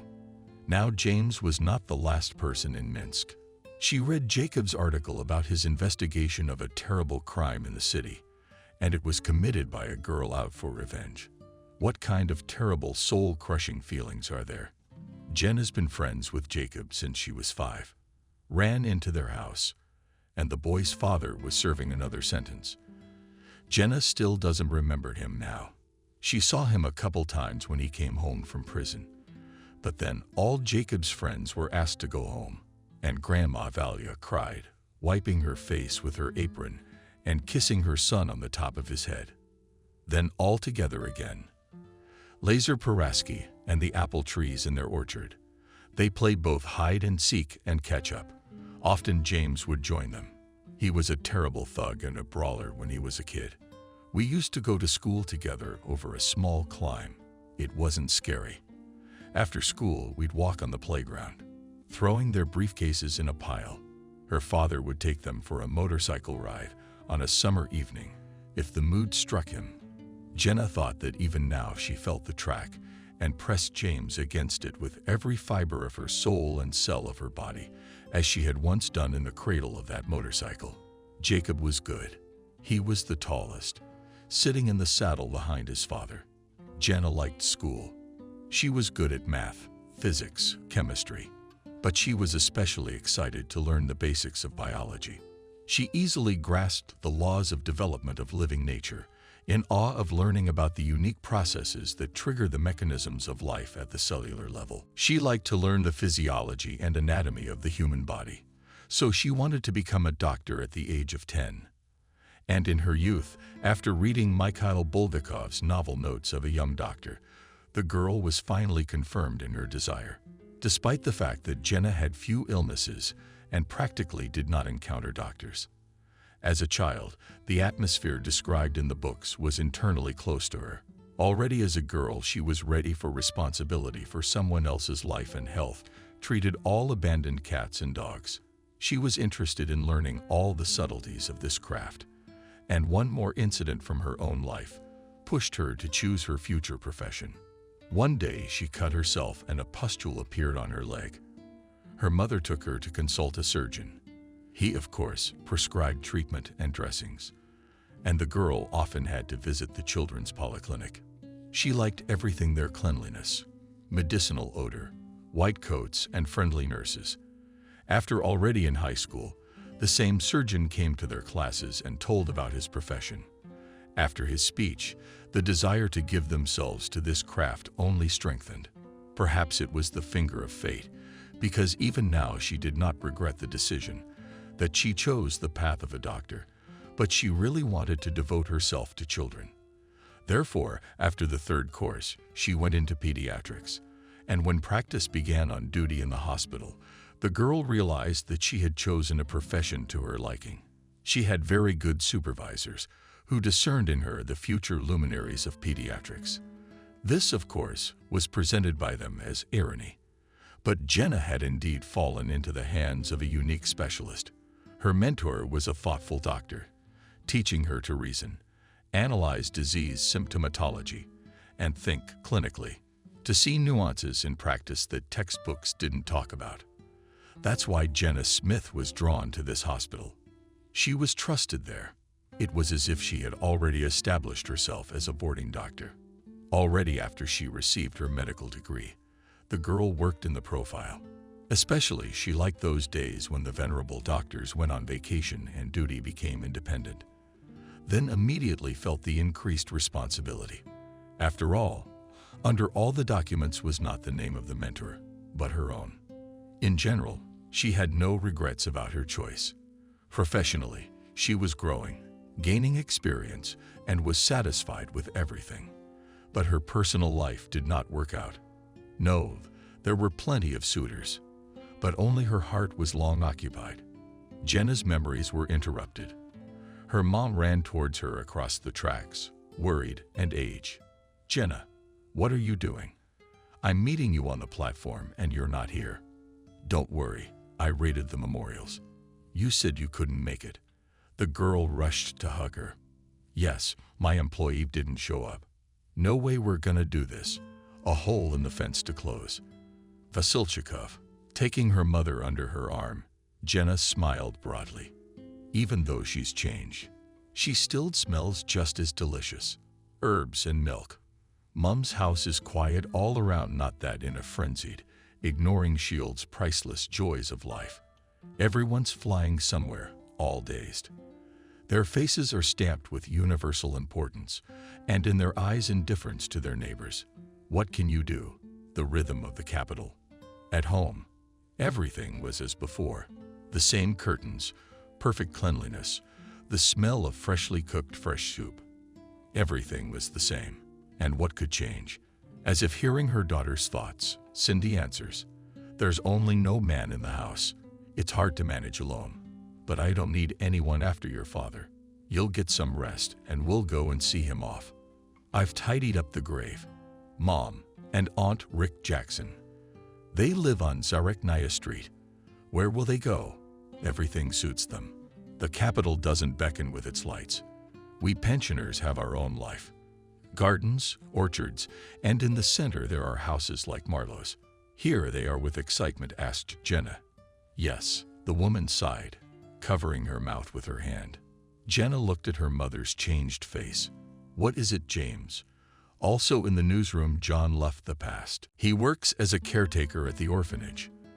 That's where James worked, while the girl he rescued was being cared for. "What girl?" "Oh, Jenna. Everyone here knows the story. I didn't tell you. You were so fond of him when you were young, and when he got a stepmother in the house, he forgot all about you. Somehow I got out of it. I knew then that we were no match for them. I guess she forbade him to be around you." "Really?" Jenna was surprised. "Not married," Cindy hastened to add. "After the accident, he lost his memory. He doesn't remember anything." Tears came to Jenna's eyes. How could it be? Why would a guy do such a thing? After such a message, the girl barely touched her mother's literate things, ate hastily and without appetite. She wanted to be alone. It was too sad news she had learned. Jenna got up from the table. "Thank you, Mom. Don't look for it. It's a culinary masterpiece. That you barely moved to this masterpiece." The girl's mother sighed. "I've been so excited about so many things. I'm going to walk to our school." Go, Jenna. Maybe your heart will calm down at home." As soon as the door shut behind her daughter, Cindy sank tiredly into a chair. Would Jenna have left here if it hadn't been for her unhappy love? Jacob had been the only one she had bred since she was a child, and everything was going so well for them. And then, like a whisper, he just walked by like a stranger. And he had his eye on Jenna. I saw it. I'm a good judge of these things. It was like the Snow Queen in a book, like a guy's heart for a lollipop from a piece of ice. And Jenna walked along the forest clearing, breathing in the fresh air. Grasshoppers rolled merrily in different voices. Birds sang. The wind swayed the majestic crown of trees. Hearing the cuckoo, she stopped, decided to try the game, as in childhood. If it's even, then the wish will come true. And now I'm wondering if I'll meet the person I'm thinking about. I looked around. There was no one there. The old game didn't work. She was sadly reminded of the old days. She didn't realize that the object of her thoughts was now moving toward her. 5 minutes later, they bumped into each other on the forest path. He gazed intently at the young woman, and suddenly, like a flash, like an epiphany, all those stories of his life that James's father had told him about came alive, sparkled with warmth and vividness, and he realized why he had given his daughter that name. Because the relationship with Jenna was the purest page of his destiny. It was possible to remember them countless times they warmed and pleased, begged. Memory relegated him to the days of Marlowe and Smith's happy youth. I tell you again, if you don't stop making noise immediately, I will have you thrown out of class. I urge you to concentrate. Final exams are coming up. Jana Vladimirovna, the physics teacher, corrected her glasses with Poland on the tip of her nose and continued explaining a new topic. The door was ajar to the classroom. Slowly surfaced breasts, and then dimensional bodies. Kathy, the headmaster. Excuse us a moment. Adriana. She walked to the back of the room. There in the courtyard of Jackson High School you were catching. She turned to the students and pointed to James, who had entered with her. Please love and pity him. Starting today, I'm taking him under my control. If you skip class, you'll have to deal with me. Jackson said hello, scrutinized his classmates, and made his way to a vacant back desk. But you're a fruit. Jacob winked at his friend. He shrugged indifferently and nodded to the girl. A couple of days later, as a May thunderstorm rumbled outside the window, the Jackson family was preparing for their son's 21st birthday. A statuesque black-haired woman was closing in on the kitchen table. A handsome man with a somewhat sly expression watched the game cooking in the oven. He carefully opened the cupboard door, once again filled his glass with Wermich, and sat down at the kitchen table, happily holding out the amber drink. James stepped out of Spain, strode into the hall. Nancy stopped arranging the dishes on the table and looked thoughtfully at her son. How fast has time flown by? He was a baby, and now he was a grown-up boy. She slowly sat down on the stool. Tears came to the woman's eyes. James, have you grown up? Graduated from high school and into the army. Quietly, she mumbled and sobbed. Mom, stop getting wet. He hugged her and gently wiped her wet cheek. The Nancy doorbell rang. Immediately fussed at the table, the shining face of Jacob appeared in the doorway. He came in and looked at his friend appraisingly. You've made your point. He commented on Jackson's strict new suit. Quietly, James put his index finger to his lips. Now the parents will be gone. Change. A present, right? He explained. I don't want to offend. Jacob nodded understandingly. How's the chicken? Nancy shouted toward the kitchen. When Rick heard his wife's voice, he rummaged around the kitchen with a glass in his hand. Finally, he set it down behind a flower pot on the windowsill and walked into the hall. His wife looked up at him. Yes, a cooked game, she said. Rick stepped in and shivered, allowing his wife into the kitchen. She opened the oven, pulled out a baking tray. The crust was covered with a pink-brown crust. The sweet smell of meat and seasonings filled the room. It was done. She turned off the stove, then took a ravioli and a bottle of Wermich from the cupboard and silently handed it to her husband. But all the guys turned, she turned to Jacob and James. Make your own mashed potatoes. You'll be splitting up. Knock on the wrong door. She opened the door and walked out of the house. Nancy was called out by her husband. "Why did you turn around?" "She forgot to take off her apron." Nancy laughed, took off her apron and threw it over her head. Her spouse sidestepped the grinning boys. Jacob deftly caught it on the fly. Soon the cake arrived with the delivery. Accepting it, James bowed theatrically. "Thank you heartily for such an appetizing birthday present for my best friend. May it be yours." The bakery clerk was startled and hurried to close the front door. James went back to the apartment, went into the hall, and put the cake on the coffee table by the window. Then drained the water off the potatoes. "I'll have the potatoes," he called Marlowe over. "And I'll go and change my clothes." On the whistle and under the nose rhythmically melody. Jacob smoothly opened the refrigerator, took out milk butter, and plunged into the process of cooking mashed potatoes. When the dish was done, he tangled the pot tightly in a terry towel, grinned contentedly, and headed over to his friend's house. James had already changed into a dark blue Empire, tight blue jeans, and was triumphantly retrieving 2-liter bottles of vodka from under the couch. Jacob whistled happily. "And I thought I'd have to settle for a crown. How did you manage? Did your father show solidarity?" James handed the bottles to Jacob. "He's a world-class entertainer." Jacob winked at his friend, went into the hall, and put the bottles on the table. Insistently assertive, the bell rang. James headed for the front door and opened it from the threshold. The guests gave a friendly shout of "Happy birthday! Happy birthday!" "Thank you." James bowed playfully, rolling the whole thing up. The noisy crowd barely fit in the narrow hallway. James immediately rushed over to the tall, slender brunette, Sveta Maxikova. He helped her take off her windbreaker, placed it on a hanger, and sat down carefully, removing her shoes from her flawless feet. The classmate tipped her head slightly. Sveta laughed contentedly. James stood up. She wrapped her arms around his waist and lightly touched her lips to his cheek. The young man, then closing her arms, confidently took him under her arm, and they walked to the table. And Jacob accepted the clothes from his companion's John. And looking at the filled hanger, he walked to the bedroom, folded the jackets on the sofa, and returned to the guests.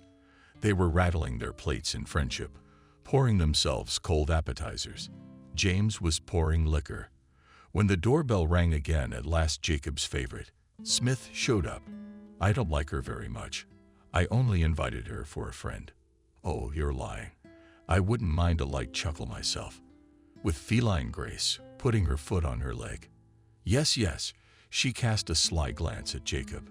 He was in no hurry to open it. James patted him on the shoulder. "I'll get it." Marlowe waved his head negatively and headed for the front door himself. It really was Jenna. "Happy birthday, James," she greeted Jackson. "You don't mind my company?" "No," he smiled. "Come on in. You can undress in my room." He nodded guiltily toward the coat rack and strode toward the bedroom. "Jacob will show you out." The girl nodded and followed Marlowe. The room was in semi-darkness. Jacob held out his hands to help the girl take off her cloak. With a familiar motion, she threw it off and put it on the back of the couch. "Let's go to everyone." Yes. 12 pairs of eyes, hand in hand. They appeared in the doorway for a moment. There was silence in the room. James flew over to Jenna and pulled her to the table, taking a seat next to him. Jacob sat down next to Sveta across from them. So Jackson rose from his seat. "Finally, everyone is gathered. So let's have a toast to my coming of age. And wish me a happy birthday. Happy birthday." The guests cheered in the midst of the fun of the light. Dancing with James from behind his shoulder, watched Jenna. Something about her was beginning to annoy her a lot. Imperfect, sure. But there's something about her, she pondered. The boys are bursting at her. Soon, they'll break their eyes. Beautiful, thick, golden-colored hair, slightly oval, not falling below her shoulders. She's not badly built, but she's clumsy. I'm much more graceful. The dress is not bad. Straight, one thin khaki color.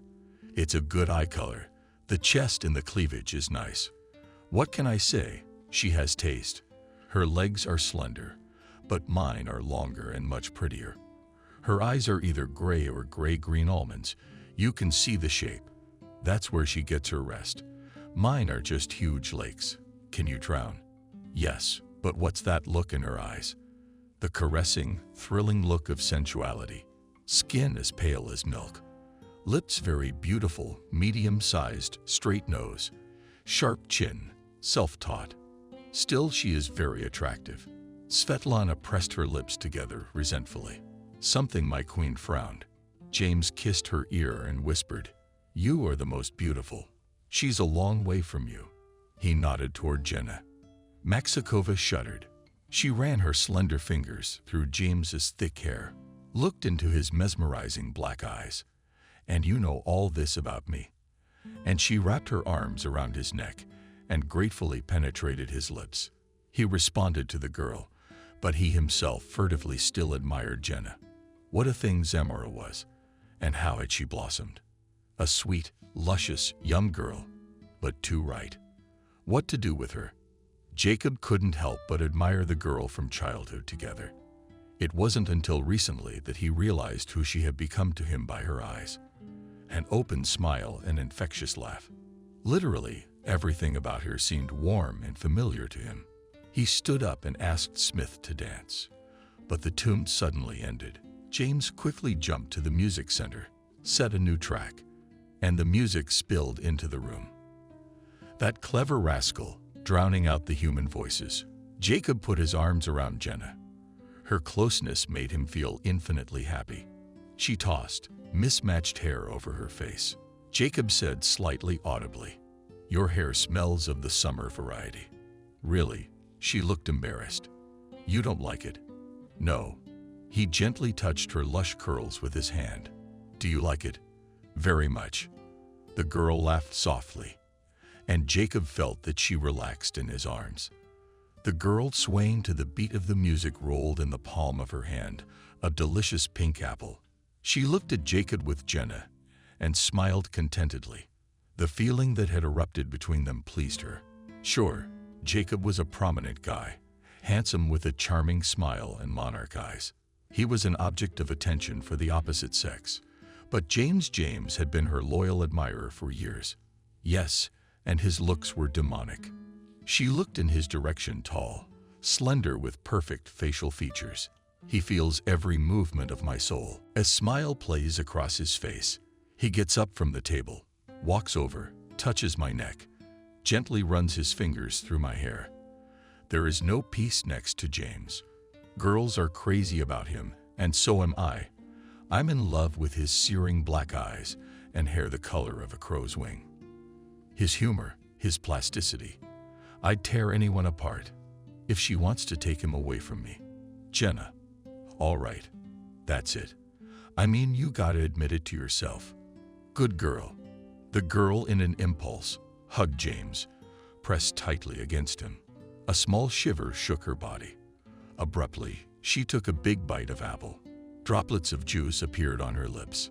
Sveta looked at James, and in her blue eyes danced the fires of fierce, all-consuming passion. The music ended. Jacob and Jenna stood in the middle of the room, unable to look away from each other. Then they sat down at the table, and without paying attention to others, enjoyed each other's company for the rest of the evening. By midnight, the guests began to leave. James, who had been drinking a lot, came up to Katya and took her hand. "I've decided to see you off after all, baby." He staggered a little. The girl gently withdrew his hand and waved her head negatively. "No, I'm with Jacob. Let's go retired." Sveta chuckled, holding out his jacket to him. James slung it over his shoulder swaggeringly, clapped his friend below his back, and followed the others outside. Jacob helped Jenna put on her coat, and they went downstairs. The street smelled of rain and spring freshness. The girl took Marlowe under her arm. "And if we get that prologue back," she extended her arm, "we'll be at my house in 10 minutes. I know a longer way." Jacob winked at the girl.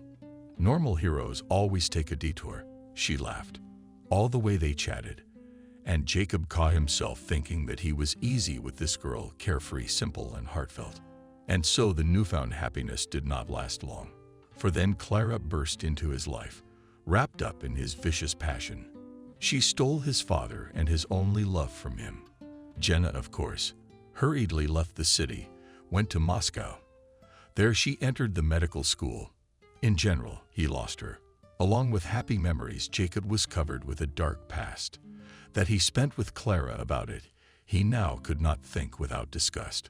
Away. He didn't want to drown in it again. He was admiring. Jenna hadn't changed at all. Even better now. He stepped closer, her hair smelled the same. Her eyes looking at him with the same love. No, it can't be.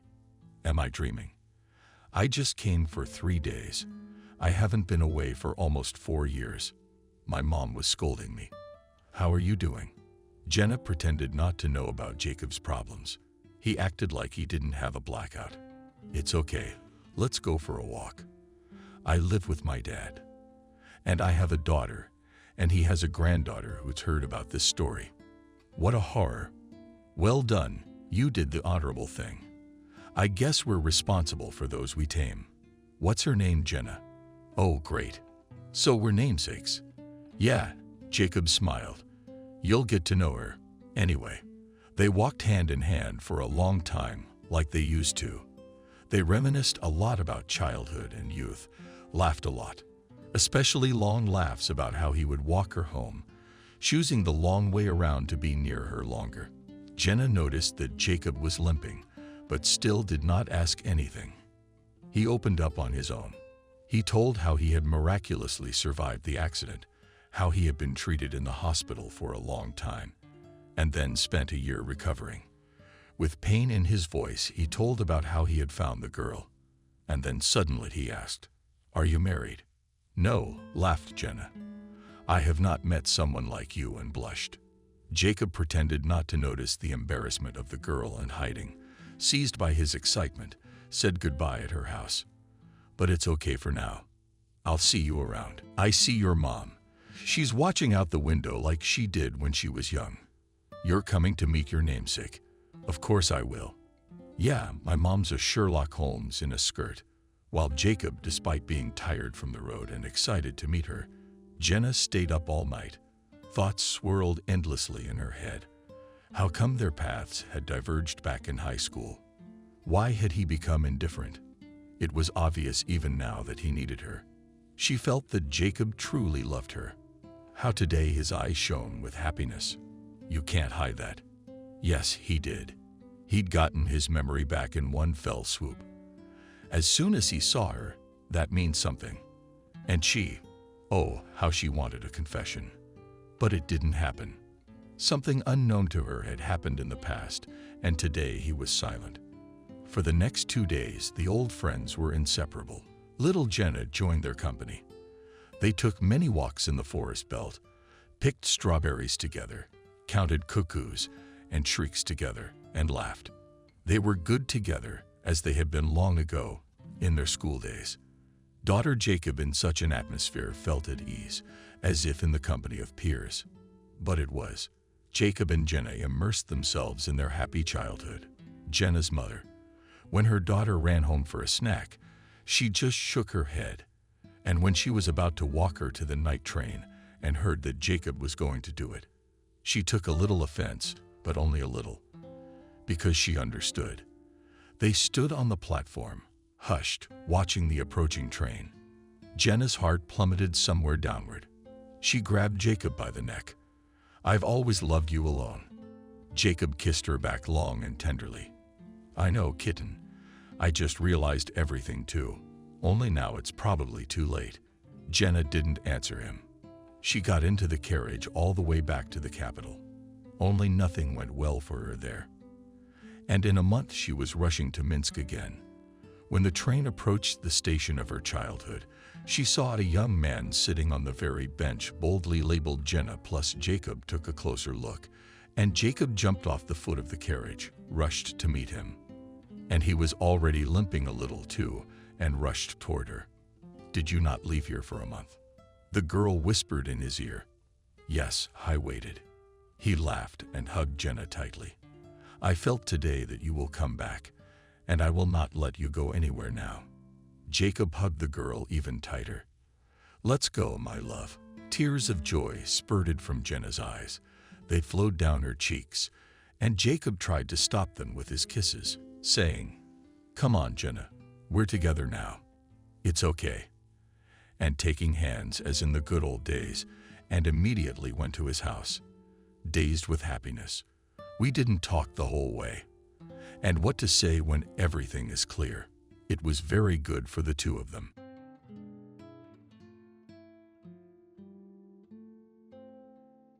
Subscribe and click the bell. Caroline walked up the stairs, barely moving her feet. She didn't want to go home. The woman was resentfully silent.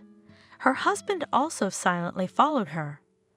Caroline kept mentally returning to the meeting with her partners, remembering in what unfavorable light her husband made her look. "Come in." The woman welcomed the two men to the negotiating table. "The agreement on the beginning of our cooperation will come into force today. I have prepared all the necessary documents. We only need to sign them." She, smiling, put a folder in front of each of them. "Look through them carefully. I tried to take into account all your wishes." The men looked at each other. "We don't really understand." One of them spoke up. "Why did you invite us here today? We have nothing more to say to you. All matters have already been settled with your husband. You referred us to him yourself?" "Of course." Patiently, Caroline explained, "I was counting on Hunter to familiarize you with the terms.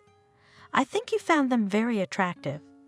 This contract is important to our firm, especially to me. After all, I've been working to promote this deal. I don't think there's any impediment to signing. If there are any points that need to be clarified, suggest it.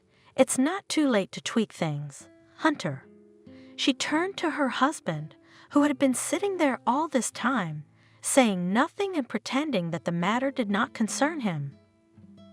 "Why are you silent? We will not sign this contract." Without looking his wife in the eyes and visibly nervous, the man replied sharply, "How not to sign?" Caroline was confused. "Wait, but we had a preliminary agreement. You only had to clarify the details of the deal and agree on the time of signing. What's the problem?" "I have everything prepared, no contradictions. The deal is transparent. I decided that the terms offered to us by potential partners were not favorable to our firm. Why sign a contract if it's unpromising from the start? Why would we invest in a business that's not profitable for us? Gentlemen," one of the men addressed them, "you please agree among yourselves. We would not like to be participants in your family quarrel. I think it's pretty clear. For God's sake, I'm sorry." Caroline addressed them. "There's been a misunderstanding. Let's postpone the signing of the contract, say, for 2 days. I'll prepare a new set of documents, and we'll start working together. My husband and I probably misunderstood each other, but these days of misunderstanding, I'm afraid it won't work." Shook his head one of the representatives. "We have found other companions. My advice to you," rising from his chair, he said, "before inviting partners, you should be able to negotiate among yourselves, or you have a right hand does not know what the left hand does. This attitude is bad for business development. Permission to deviate." The men have left the meeting room. "What was that all about?" Caroline asked, seething. "Why would you do such a thing? Especially behind my back. What right did you have to back out of the deal? Why on earth would you think it was unprofitable? We started working on it a month ago. We were both hoping for a good investment. And now what? All that effort for nothing? I don't want to talk right now." Hunter headed for the exit. "You are annoyed and will not take my arguments properly." "All right," Caroline agreed. "Let's go home. It's really not a good idea to deal with serious matters at the end of the day. But you're not going to be able to keep your mouth shut. I want to know why you changed your mind about the deal." The woman stopped in front of the door to the apartment. Hunter turned the key in the lock. Caroline gladly threw off her business clothes, changed into a house robe, went into the kitchen, and poured herself a glass of water. "We need to talk." Her husband's tone made the woman wary. "Let's not today." She wrinkled her nose. She didn't feel like talking. "You've already said and done a lot of things. Let's save the explanations for tomorrow. The deal is off anyway, so I think we can talk until morning, and tomorrow I'll calculate how much money we've lost by losing our suppliers. I don't have the energy for this anymore. I want to sleep. My business cannot wait." Hunter insisted. "You'll have to listen to me now. Do you want to explain why you embarrassed me in front of potential partners?" Caroline squinted at her husband. "Go ahead, say it. But don't use the fact that I'm a woman and don't know anything about business as an argument. I don't think you've ever had to question my abilities until recently. I know what our firm needs. You can't dismiss my opinion. I'm not going to explain or apologize. I've made up my mind." "That's how you talk. Not so long ago, you couldn't make a move without me. What's changed? Why didn't you talk to me beforehand? Why didn't you tell me you weren't going to make a contract with the buyers? Is that how it's done? Don't you realize you're ruining my reputation and the reputation of the firm? I just haven't had time to tell you. I've had too many problems these past few days. You didn't have time or you didn't want to. Is that what they call it now? How could you not consult me? What kind of demarque is this? We discussed all the details together a week before we signed the contract. What happened in the meantime? Why do I have to justify myself to you?" Hunter was angry. "I got acquainted with the material offered by these suppliers and realized that they were not suitable. That's why I decided not to cooperate with them. It's business. We will find other, more favorable suppliers. Don't make excuses. You and I are partners, which means I need to know what's going on in the firm. You made me look like a shallow, flighty person who suddenly wanted to take charge, and it was my initiative. When we started the business, you always consulted me. We made every decision together, weighed all the pros and cons of the deal, calculated every step to avoid making mistakes, and succeeded together, which is important. And what do I see today? Why did you allow yourself to put me in such an unpleasant situation? Why go behind my back and change your mind? I feel like an idiot, because there's no changing your mind once you've made up your mind. This deal is a zero-sum deal, and it's a mess. I cared about the firm, not your reputation. You should have talked about it beforehand. So you don't trust me. You doubt my abilities. But since the firm was founded, there hasn't been a single wrong decision I've made. Why are you questioning my competence now?" Caroline looked at her husband and could not understand at what point they began to drift apart. She remembered one of the conversations she had had with her mother when they were just about to start their own business. "Mom, Hunter, and I have decided to start our own firm. Can you imagine how great that would be? Good, of course, who can argue?"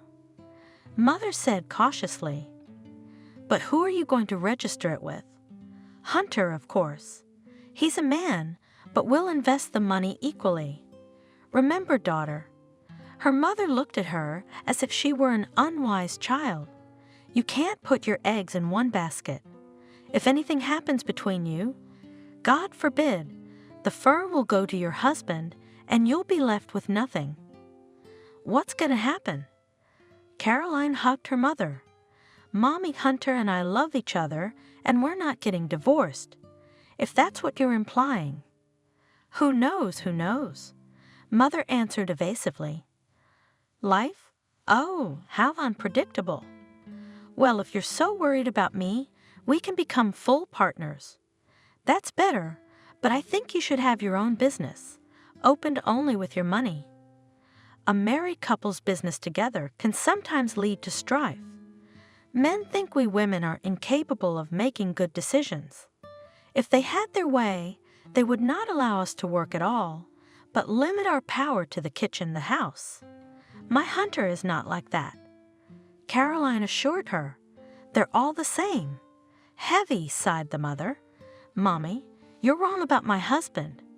He trusts me and always consults me. I'm better at some things than he is. We have nothing to share. I wouldn't be so reckless if I were you. But that's your business. And now Caroline realized what her mother had warned her about, and she wouldn't listen. That's not what I was going to talk about. Her husband brought her out of her reverie. I'd love a hot bath right now. At that thought, Caroline even closed her eyes. It seemed the day would never end. Her resentment towards her husband was unrelenting. What other unpleasant things was he going to tell me? About what? She looked at him tensely. Tomorrow, a lot of things are going to change in our lives.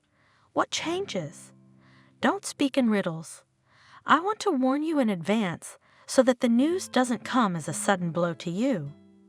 What the hell is going on? Why are you going around and around? You're a smart woman. Hunter began in a sneaky way, so I'm sure you figured it out a long time ago. I have someone else, and for quite some time. Caroline was silent. I hope you're not going to make a jealous scene. We're adults, and we know how it is sometimes when a husband and wife break up. I suspected, of course, that you had someone else. Caroline spoke with difficulty, overcome with heartache. Her feminine ego was hurt. She was not ready for such a conversation. But I pushed the thought away. I really hoped that you'd come to your senses, that you'd have a good time, but you'd stay in the family. I can understand you. They say all men cheat on their wives at least once in their lives. Let's consider it a misunderstanding that we should forget, okay? She smiled, though inside her, a fire was burning, her heart was bleeding. She wanted to get up and hit her husband. I was fine with life with you. Hunter continued, glancing at his wife. I wasn't planning to leave, but he paused. He paused. A few months ago, Kathy bore me in hair, a son, and you couldn't do it. We'd been dreaming of a child for years, and we'd never been able to do it. And she did. I want to be with her and raise my son. And you know how important that is to me. I hope we'll part peacefully. Caroline closed her eyes. Her husband was hitting me where it hurts. I thought we were both okay with this situation. You and I have been together for 10 years, and we agreed long ago that the topic of children for us closed forever. There's a lot more to us than a child. We have so much in common. Don't those years mean anything to you? You're just going to ruin our family? Remember, Hunter grumbled that we've been together since college. We have. We fell in love at first sight. Don't you remember how we met? Anyone in my position would have lost their head to a handsome guy with a guitar in his hands. After that, I couldn't imagine life without you. We did everything together. When we got married, we started a business together. Do you remember how we bought our first apartment? Hunter was silent. Caroline could see how unpleasant this conversation was for him. And how you dreamed of a car, remember? And we'd bought it. We picked it out together. Our next purchase was a big apartment where we wanted to have a nursery, but we didn't have children. And now you want to destroy everything for the sake of a Flynn? Think carefully, Hunter. We've known each other a long time, and that woman you're just getting to know. Are you sure about her? You shouldn't be reminiscing right now. Nothing will change. I've already made up my mind.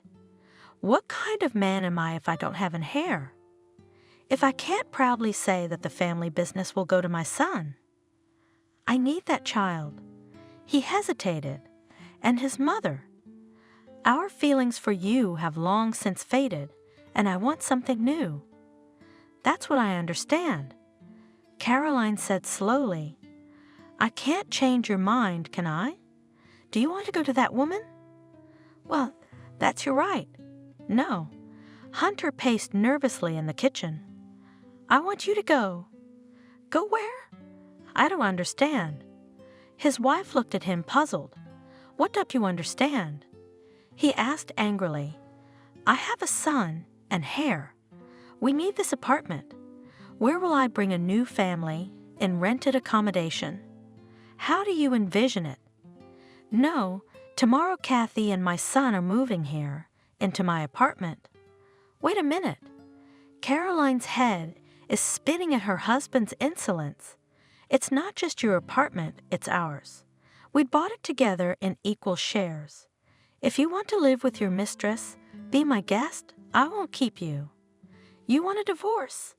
That's fine.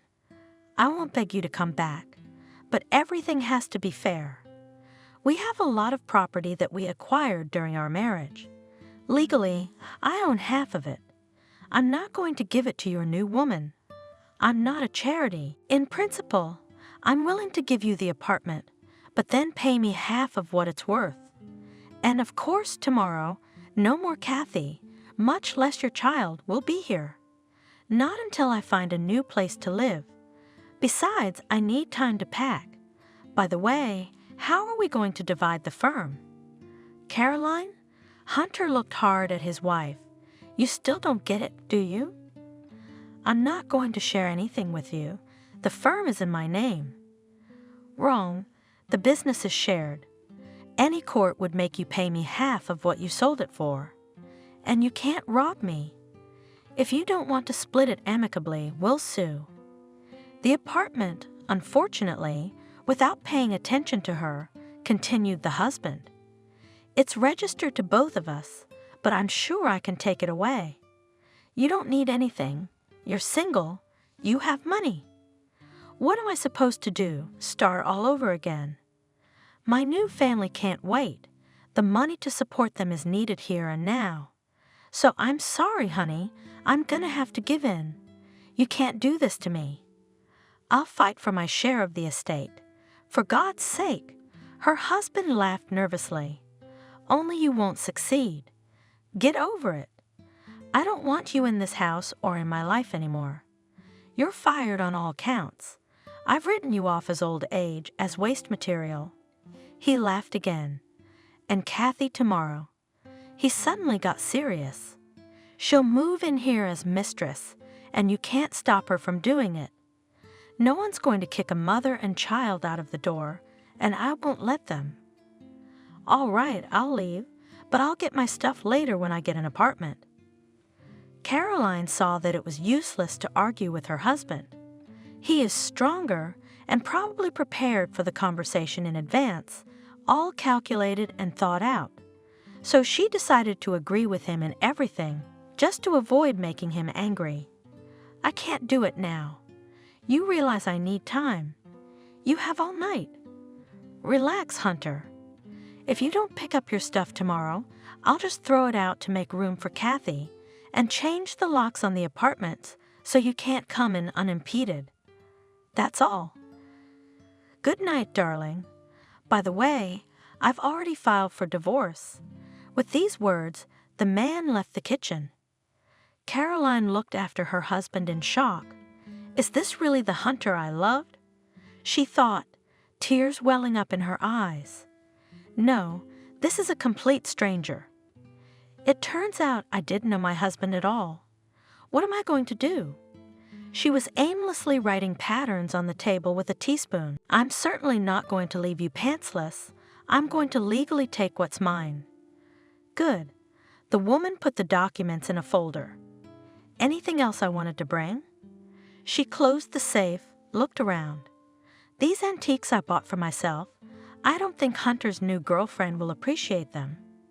Caroline put in her bag a miniature brass coffee maker, a coffee mill, a vintage jewelry box. Let the rest stay. She packed some expensive dishes, wrapped some paintings in cloth.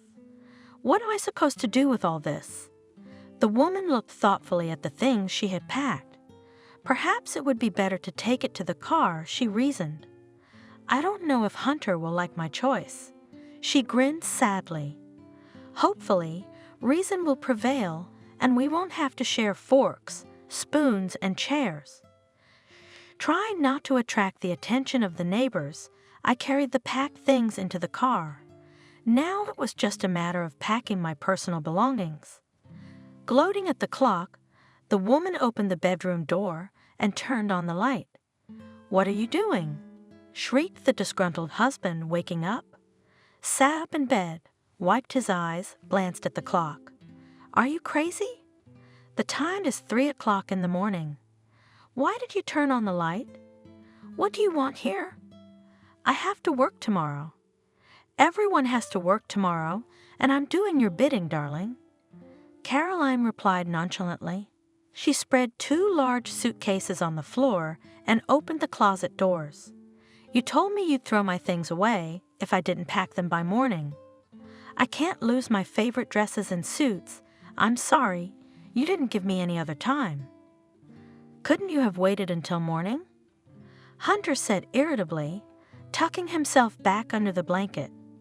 "I won't get any sleep, and tomorrow's a busy day." "Get used to it, dear," the woman said with a sneer. "You will have many sleepless nights ahead of you. Don't forget, you'll soon have a small child living here. You can't imagine the difficulties ahead of you." "I can't wait." She waved her hands. "What if your new wife wants to move in early? So I'm sorry, you left me no choice." "Okay, but can you get ready quickly?" Hunter asked unhappily, seeing Caroline slowly packing her things into her suitcase. "What are you doing?" "Don't rush me. I mustn't forget anything." Smiling to herself, the woman shrugged her shoulders. "For 10 years of happy married life, I have accumulated a lot of things. With what love you bought for me, jewelry, outfits, remember." Finally, the suitcases were packed. Caroline carried them into the car. She looked at her watch and decided, "I could use some sleep, even an hour of shutting my eyes. It would be easier on my head." The woman settled down on the sofa in the living room and tried to sleep, but she was disturbed by the unpleasant conversation with her husband and the collection of things. Sleep did not come. She waited until dawn in a half-slumber, then quickly jumped to her feet, cleaned herself up, and went to work to pick up the documents for the company from her husband's office before the workday began. Caroline, as usual, smiled at the security guard at the entrance. "Good morning, Bob. I thought I'd get an early start to the day. Have you been eating a lot of bleach?" She was surprised when the guard blocked the entrance. "Let me through." "Caroline," the guard was guiltily hiding his eyes. "I can't. Hunter, strictly forbidden to let you into the office. I'm very nice to you, but the boss has threatened to fire you." "I can't lose my job." "I'm sorry, I have a mother and a wife and child on my back. If I lose my job, we'll go to the world. I need you to understand my situation. Bob." She gave him a friendly pat on the shoulder. "Don't worry, please. I'm hurt, of course, but okay, I won't set you up." "Thank you, Caroline." The guy's blushing. "I'm sorry." "Never mind." The woman tried to smile, though she really wanted to cry. "It's our family squabbles. I owe you an apology for being caught between 2 fires. I'm not mad at you. And Hunter is not so stupid," she thought as she walked out of the building. "He made sure I couldn't get into the office in advance. He knew I'd want to get the files. I'm not going to fight with the guard. He's just an enforcer. I don't want to give Hunter an excuse to call the police. I'd rather come back next time, when things have calmed down a bit, talk to Bob. They'll let me through. He's a good guy and he understands. I picked a bad time, of course. The guy's afraid the chief's gonna show up any minute. That's why he's acting like this. We should come by at the end of the day. We do not have cameras installed, so we can try to negotiate." With those thoughts, The woman got in the car. Well, we'll have to find a lawyer. We can't do it alone. Caroline said, flipping through the phone book. As far as I remember, this man is considered the best in civil cases. He doesn't seem to have a single lost case, but his services won't be cheap. She looked around, started the car. Good thing Hunter doesn't have access to my accounts. I'll pay any money to help solve the property division problem. Well, I'll try calling. I hope he has time for me. Caroline dialed the number for the law firm. Hello. She spoke when she heard a pleasant female voice on the other end of the line. I urgently need to meet your boss. When can he see me? You know, there was some silence on the phone. There's a window in his schedule right now.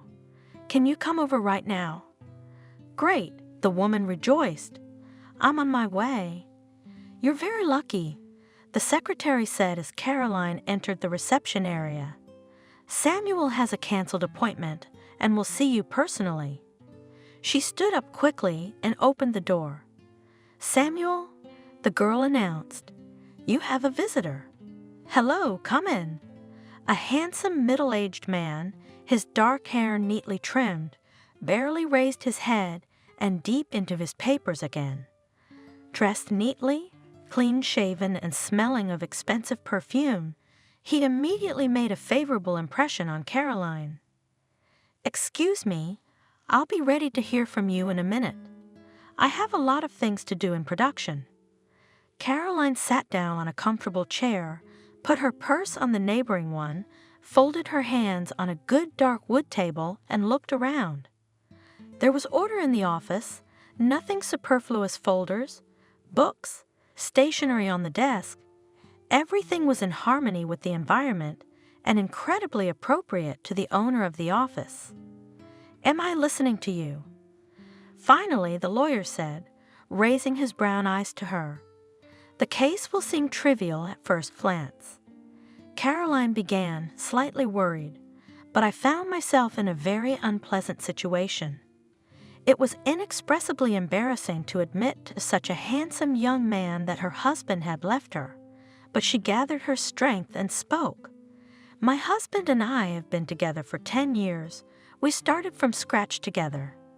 The only thing that marred our family life, the lack of children, well, did not happen. And now a young fool has seduced my husband, and he threw me out on the street. You want your husband back? The man squinted at her. No, I don't. We are civilized people. We parted peacefully, without breaking dishes and mutual insults. If he thinks they'll be better off with a new wife, for God's sake, I'm not going to interfere.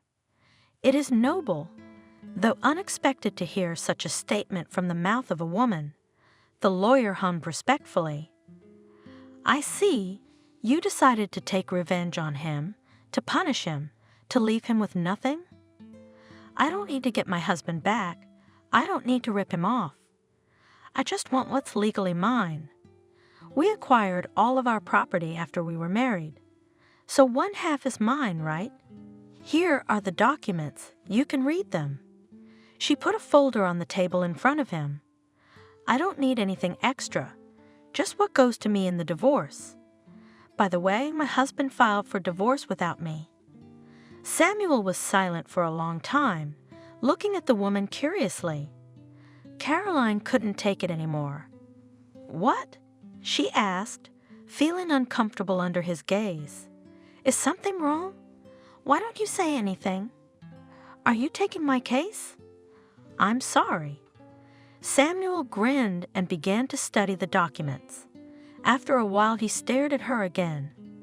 Caroline shivered, not understanding why he was staring at her like that. If you have any questions, ask. I have nothing to hide. I don't want blood. Yes, I'm hurt that my husband did this to me, but I don't want to hurt him.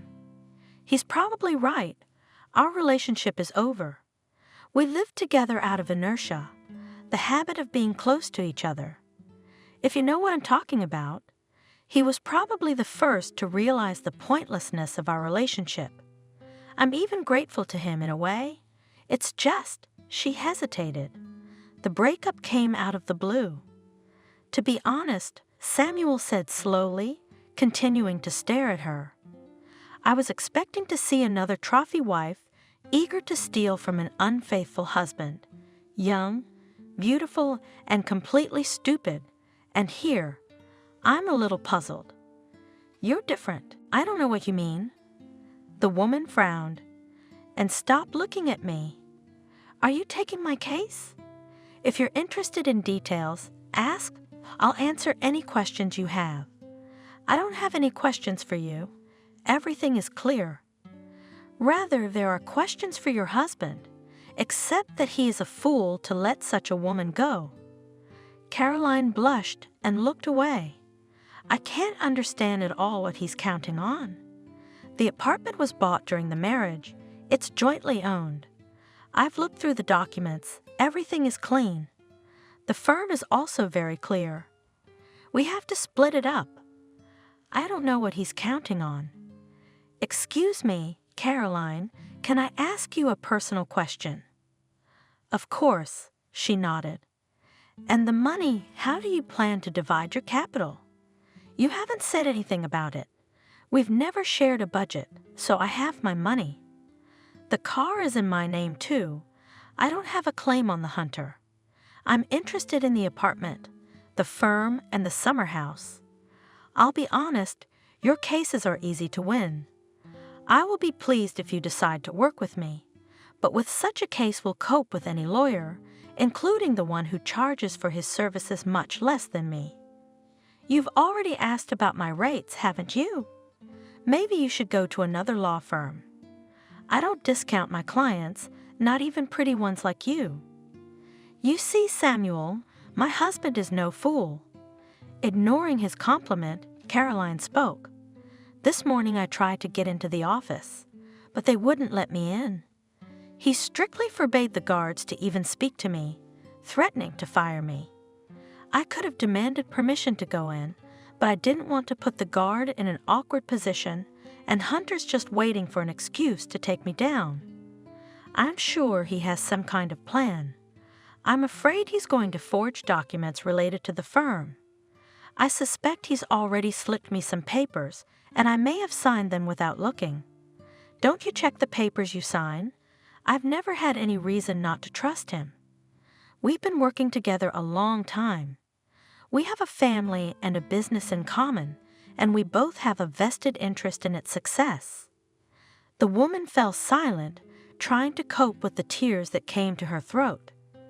I can't confirm my guesses either. I don't have access to the office right now. The case, seemingly simple at first glance to you, can turn into a huge showdown, and I would not like that. I'm a peaceful person, used to negotiating, so I'm afraid to be cowardly and back down. Hunter will probably try to take advantage and push pity on me. And I want to get justice and get what's mine in the divorce. Judging by the reviews, have you ever won the toughest case? If I'm gonna go to war with my husband, it's gonna have to be with you. That's why I came to you. Don't worry about the fee. I have the money. You set a price and let's sign the contract. Caroline, I understand your husband asked you to vacate the apartment. Did you get your things out of there? Yes, I took my things. They're in my car. Where do you plan to live? Have you already managed to rent a place to live, or have any of your relatives or acquaintances taken you in for a while? Honestly, I didn't even think about it. The woman was embarrassed. But it doesn't matter. I'll try to go home, maybe. Hunter has already decided not to kick me out of my own apartment. He must have a conscience. Caroline replied, but if he's determined, he'll probably carry out the threat and change the locks. I can't get into the apartment, but that's not a good idea. It's already occupied. I don't want to get into a fight in front of the neighbors. I'll have to find a place to sleep. I'll think of something. Don't you want to go to the police? He'll be obliged to give you back your right to stay in this apartment in no time. Come home with the police and demand to be let in? I don't want to. It's beneath me. It's easier for me to rent. It's not a problem if you have the money. Okay. Samuel put a form and a pen in front of Caroline. Now we'll draw up an application to the court demanding the division of property. Then we'll draw up a partnership agreement between you and me. And I will not put things on hold, and I will study your documents right away. I'll do that. The woman started filling out the paperwork. I also want this to be resolved as soon as possible. Okay. Taking the written sheets from her, the man resolutely held out his keys. And these are for you. What's this? She looked at him uncomprehendingly. These are the keys to my second apartment. Usually friends, colleagues, or my most pleasant clients stay there. Right now the apartment is empty. You can stay there temporarily. I'll write you the address. No. Caroline objected. I can't. I don't want to bother you. I don't want to be obliged. Don't refuse. Samuel stopped her with a gesture. You have a difficult time ahead of you. Let at least one of your problems be solved easily. I really don't need this apartment yet. You can live in it as long as you like until you feel you need to move out. But I'm not comfortable. Look, we're partners now. I'm supposed to help you. Don't say no. I can see that you're very tired and need to rest. You'll find another apartment, but it'll take time. For now, go, take a bath, calm down. Get your mind right. There's no food. You can order something by courier, but there's wine at the bar. If you want something stronger, there's cognac. Don't be shy. Make yourself at home. I really don't feel comfortable burdening you. I'm used to taking care of myself. Caroline felt like she was about to cry. A stranger showed concern for her, and her husband, with whom she had lived for almost 10 years, threw her out of the house like a stray puppy. Please stop apologizing and go. The lawyer quickly wrote something on a piece of paper and handed it to her. Here's the address. I'll call you as soon as I get the paperwork to the court to make it easier for you to accept my help. Remember, if you're paying for my work, the apartment is part of the terms of the deal. A nice bonus for hiring me. Are you willing to do that? Thank you. You're very kind to me. I can't even remember the last time a man was so attentive. I'm used to being strong, and I'm used to protecting the weak, though not without benefit to myself. Samuel smiled slyly. The woman smiled back, tears glistening in her eyes. Go and think nothing of it. The truth is on your side. Build up your strength. You'll need a lot of it to endure the legal battle. It's an unpleasant and sometimes quite painful procedure. I've seen it, so I know what I'm talking about. You must present yourself to your husband as a strong, beautiful, confident woman. You can't let it show that this situation has knocked you off your game, that it's interfering with your life. Yeah, I get it. I mustn't get discouraged. Thanks again. Caroline left the office, got into her car. She felt completely exhausted. Don't relax, she ordered herself. Now I'll get to the apartment my lawyer has kindly given me, and I'll rest there. He's right. I could definitely use a rest right now. What an apartment, she exclaimed, half an hour later, entering her new home. It's gorgeous. She looked into the bedroom, into the kitchen. I'm going to order some food from the restaurant, and I'm going to take a bath.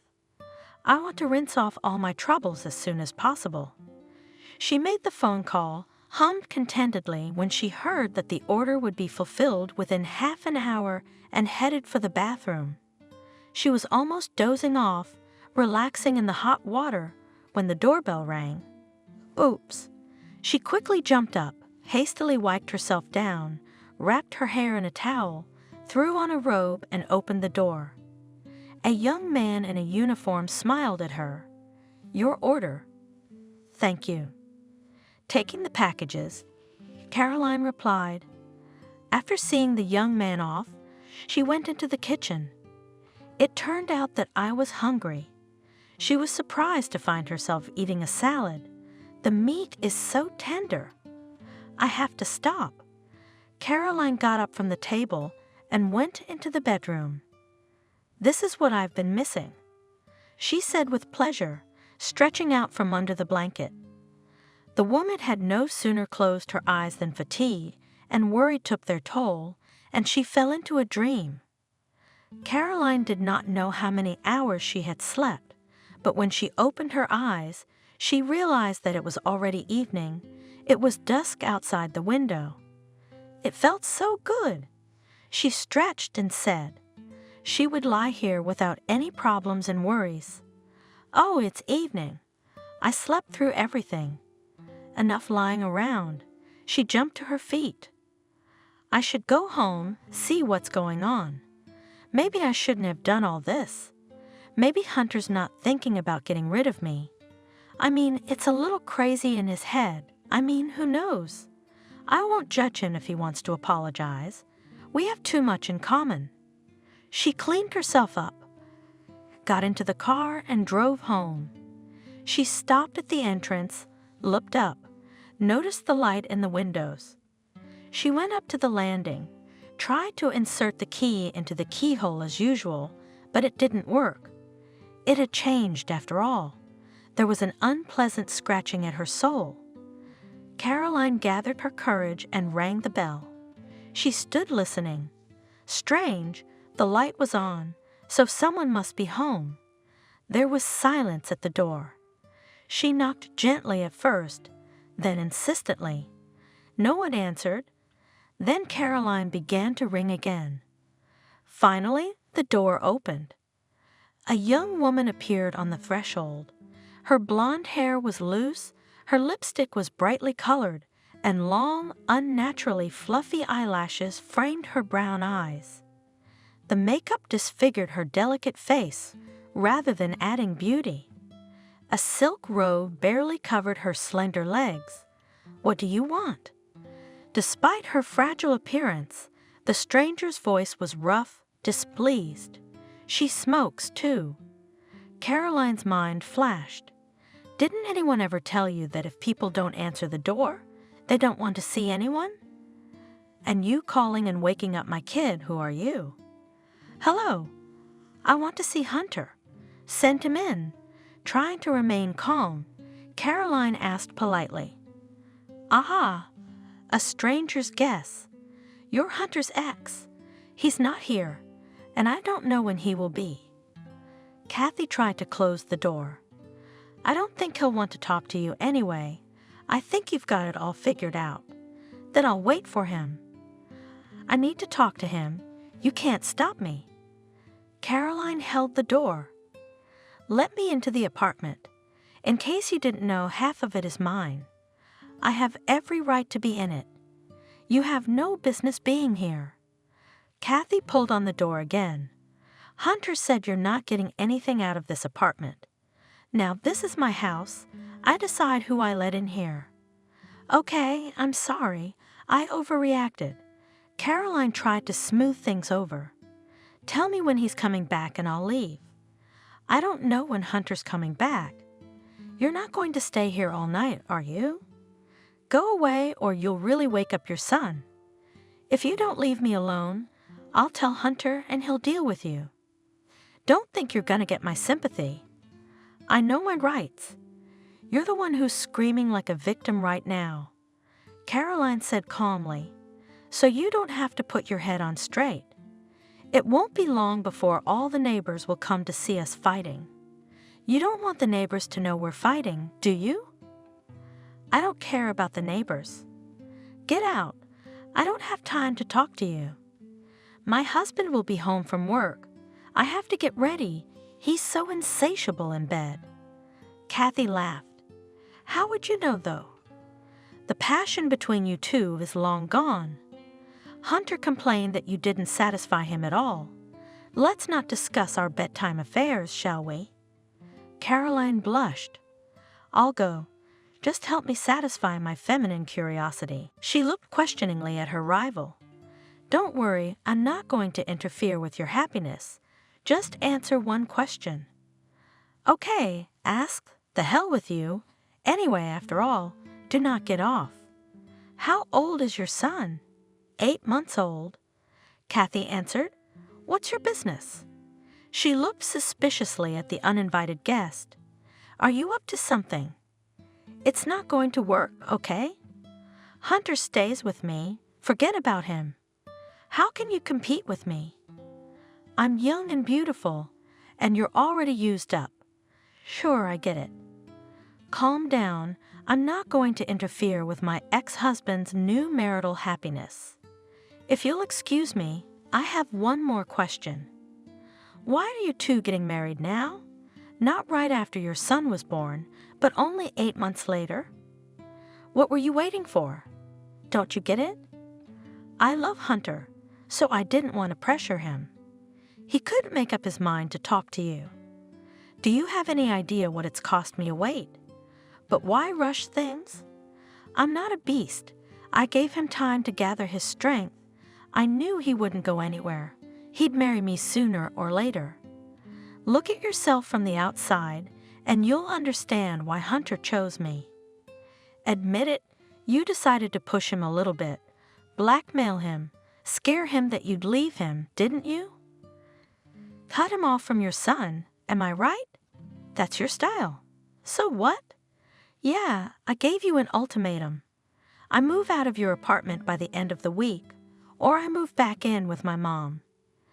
I'd had enough of the movie house, but then he'd never see his son again, and what was I supposed to do? I'm sick of it. I need certainty, and my son a father, and I was also afraid that he was scared and change his mind about divorcing you. After all, after 10 years, people get to know each other, and your tricks worked on him right away. He got all excited and made concessions to you right away. Well, you see, you know all about it. Kathy grinned. You've already asked more than 2 questions. I don't have time to talk to you. Get out of here if you don't want to get in trouble, and you will when Hunter gets here. Why are you so nervous? Caroline let go of the door and headed for the elevator with a parting glance. I get the impression that you're not very confident about tomorrow. You see, it's long been proven that once betrayed, betrayed again. I'd think about it if I were you. One day Hunter will see not only your body, but your soul as well. I'm sure he won't like it. Don't scare me, I'm scary. Forget the way here, shouted Kathy to Caroline's back. You don't have a husband anymore. He's mine and mine alone. It's your own fault. You should have had a child. Then he wouldn't look at any woman, and you couldn't. So I'm sorry, move over. What can you do? There aren't enough rich men for everyone. But you two, as far as I know, you didn't miss a beat. And I can keep him. Don't worry about that. The woman was awakened by the phone ringing. Caroline? She heard Samuel's voice on the phone. I've filed the papers with the court. The first hearing is scheduled for next week. Thank you. In a voice hoarse from sleep, the woman spoke. Hunter, the subpoena has been sent. Be prepared for all sorts of surprises and even provocations. Not at all, she smiled. Hunter is not capable of that. I wouldn't be so sure. He betrayed you. A man who has tried to take away a piece of property will do anything to defend it. He's got something to fight for. I don't think he'd make such draconian terms himself. This shows the hand of the mistress. I spoke to her. Why? So you can piss Hunter off and complicate the property division process. I hadn't thought of that, but he didn't call with a claim. Maybe Kathy didn't tell him I was coming. We'll see, but we can't relax. The week went by without a hitch. Caroline showed up at the courthouse. Don't worry. Samuel took her hand reassuringly. You have nothing to worry about. Now the court will hear the parties and make a decision. I don't understand. Why isn't Hunter here? Caroline was nervous. "We have a few minutes. Stand up. Court is now in session," the clerk announced, and the judge entered the courtroom with a decisive step. "The court is adjourned due to the defendant's failure to appear," she announced. "What does that mean?" Perplexed, Caroline asked the lawyer. "It means that your husband decided to delay the process, but it's not a problem. He still has nowhere to go, whether he wants to or not, and have to share. It's just gonna take longer." "What am I supposed to do?" The woman looked at Samuel, frustrated. "All you can do is wait. You have a place to live. You don't need money, so rest. As they say, there's a silver lining. When else is there gonna be a good time when you don't have to think about work? Do you remember the last time you went on vacation? We were planning to go somewhere with Hunter." Caroline smiled sadly. "We travel every year together, and now—" "That's great," Samuel exclaimed, encouragingly, looking at her. "Go away, get a change of scenery. It will do you good, at least for a couple of days. I wish it were over as soon as possible. I'm very uncomfortable with you, Samuel. I've overstayed my welcome. You've given me a temporary home, but it's dragging on. Caroline, what are you talking about? Wouldn't you help me if I were in this situation? You're not just a client to me anymore. You've become a real friend to me." The man looked intently into the woman's eyes. She was embarrassed and looked away. "Don't think about anything. We have everything under control. Have you decided where you're going?" "Yes, I'm going to a friend's country house." "That's great. Take a rest and don't think about anything. Remember, I'm in charge of your problems now." And Caroline went to the country. The weekend flew by, but the woman really felt that she was ready to continue to stand up for her rights. And even from a distance, she felt Samuel's support. A week later, she walked back into the courtroom. "Hunter is here," Samuel reported, "and in good spirits. I would like to believe that today's meeting will be the end of it." Hunter entered the room, accompanied by his lawyer. "The judge has taken her seat. Court is now in session," the clerk announced. "A civil case on the division of the property of the spouses is being heard." The plaintiff's lawyer voiced his demands. "Hunter, I would like to hear what you do not agree with the position of the applicant. Judging by the documents, the property was acquired during the marriage, so each spouse claims half of it. No factors influencing the denial of claims were presented.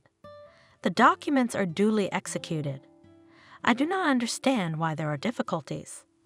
"Honorable court," Hunter stood up, coughed. "Maybe, according to the law, my wife has the right to a part of the apartment, dacha, but she is alone, and I have a family and hair. I expect the honorable court to take this fact into account. Why does Caroline need the apartment? Who can she bequeath it to? To someone else's uncle, to her lover? I don't want the property we've built up together to go to San Alfonso.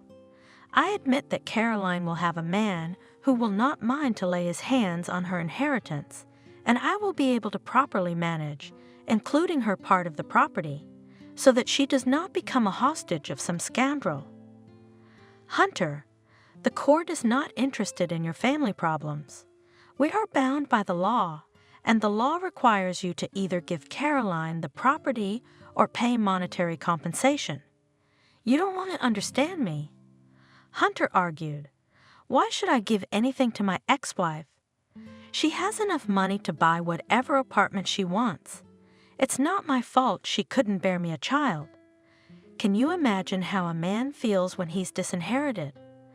I waited 10 years to hold my son in my arms. He blushed with excitement. And now this has happened. Yes, she owes me for the wasted years, and you're obliged to honor my protest. I am, you might say, Samuel," she turned to the lawyer. "The application states that your client has a common business with the defendant." "Yes, Samuel stood up. The couple started this business together, right after their marriage.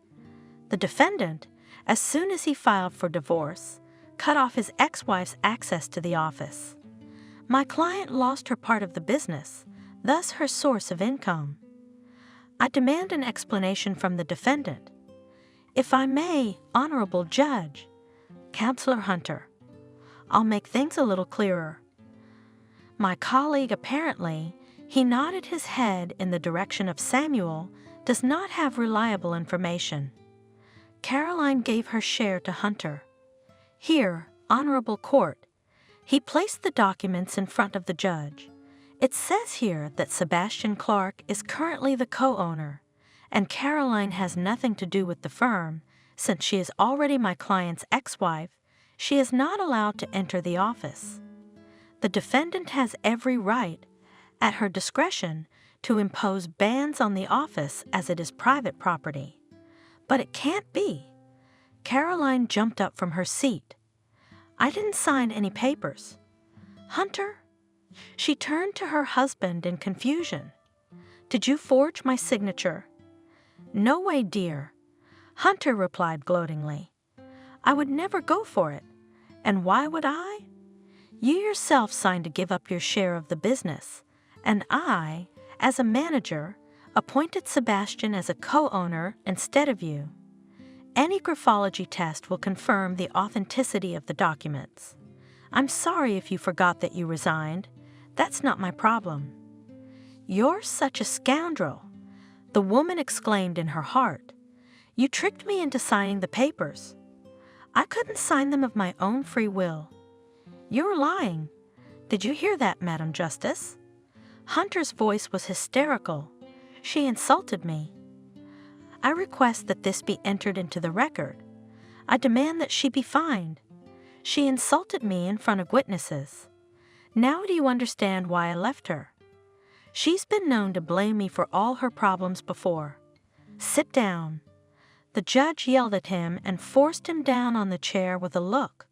And you? She gave Caroline a warning look. I'm issuing a warning. Just a warning? Hunter jumped up again. You think she can humiliate me in front of strangers and only get a warning? I'll complain. I won't let it go. I know my rights. I'm reprimanding you. The judge gave the man a stern look. If you don't stop being hysterical, I'll have you removed from the courtroom. Samuel? She turned to the lawyer in a steady voice. Do you have anything to say about this? My client claimed she didn't sign any such documents. I have no reason not to trust her. So I'm requesting a graphology test. Caroline suspects that her signature may have been fraudulently obtained. Caroline? The judge had no right to sympathize with any of the participants in the trial, and yet the woman thought she saw a flicker of sympathy in her eyes. What do you have to say on this matter? Your Honor. Caroline was confused. I couldn't sign these papers of my own free will. To start a joint business, it was my idea. We've been developing our firm together all these years. It's my only source of income. Voluntarily handing over your share is like chopping off your right hand. Did you ever plan on handing over control of the firm to your husband? Well, yes. The woman recalled that a few months ago, Hunter urged her to sign the deeds over to him. There was a conversation, but I declined. I thought it was strange that he insisted on it, but I had no idea that he would take advantage of my gullibility. He was probably already planning to put me out of business, just waiting for the right opportunity. Well, the judge looked around the room. We are adjourned. The plaintiff's request for a graphological examination is granted. She struck the gavel, announcing that the session was over. Everyone in the room filed out of the room. You can't prove anything anyway. Hunter smirked. The apartment in the summer house didn't work out, but you won't get the firm, and you don't know when you'll get the compensation. I will slow down its payment as much as possible. Turns out you can be sneaky. Too bad I only got a real look at you now. Caroline replied to his lunge. Don't be discouraged. Samuel tried to calm her down. We'll fight again. No, Samuel. Caroline felt completely defeated. It's not going to work. Hunter had probably slipped the documents he needed into the pile of papers he'd had to sign lately. It's my own fault for not looking. I always trusted him like I trusted myself, and now I'm paying the price. We can't prove I did it by mistake. It's my signature, there's no doubt about it. He wouldn't be so brazen if he wasn't sure. Who is Sebastian? Samuel asked. Where did he come from? He's a friend of Hunter's. Wasn't he surprised that you signed over your part of the business to him? We don't know how Hunter explained my decision to him.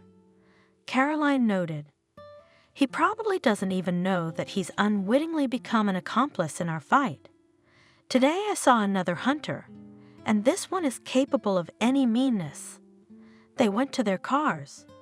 Caroline, how would you like to go to a coffee shop? Have a cup of coffee, discuss our next move. I'd like that. The woman was pleased. Frankly speaking, I don't want to be alone now. Your support is very important to me. They stopped at a cafe, sat down at a table, ordered coffee. Samuel, maybe. To hell with this firm. I don't want to keep litigating. I'm tired of it, and it's embarrassing. Hunter will pay me back the money for the apartment and the summer house, so I won't be on the street anymore. I don't want to see him anymore. I want to forget that life and start from scratch. As for the business, I can organize a new one. I'm not used to it. I was never a kept woman. We were equal partners. I have a lot of ideas in my head. I have the strength, and I don't need anything else. Of course, it's not easy to start from scratch, but I'm a strong woman. Caroline, Samuel admired her. Why don't we use the first name? I don't mind. The woman smiled. The young people jokingly clinked their cups, cementing a new round of relations. Having finished their coffee, they went outside and sat down on a bench. Honestly, I've long wanted to offer you to complete the case. Although, you know, for the sake of your happiness, I'm ready for a lot. And if necessary, we'll finish the job. Though I realize there's little chance of justice. Alas, we have no witnesses who can testify that Hunter deliberately wanted to take your firm away from you.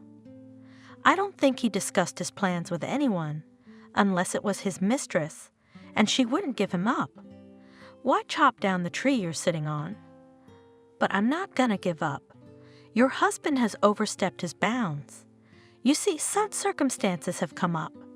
It's not just business. He hesitated. It took me a long time to decide to tell you, but I have to. I can't keep silent any longer, and you'll find out someday, but I'd rather do it now. Maybe the blow won't be so hard. What else? Caroline asked anxiously. I thought that nothing could be worse than to lose a well-promoted business. What other problem has come over my head? Have you noticed any unhealthy atmosphere around you lately? Anything strange? People treating you differently? Maybe they've been asking strange questions? Think back. No, Caroline said, confused, feverishly going over the recent events in her memory.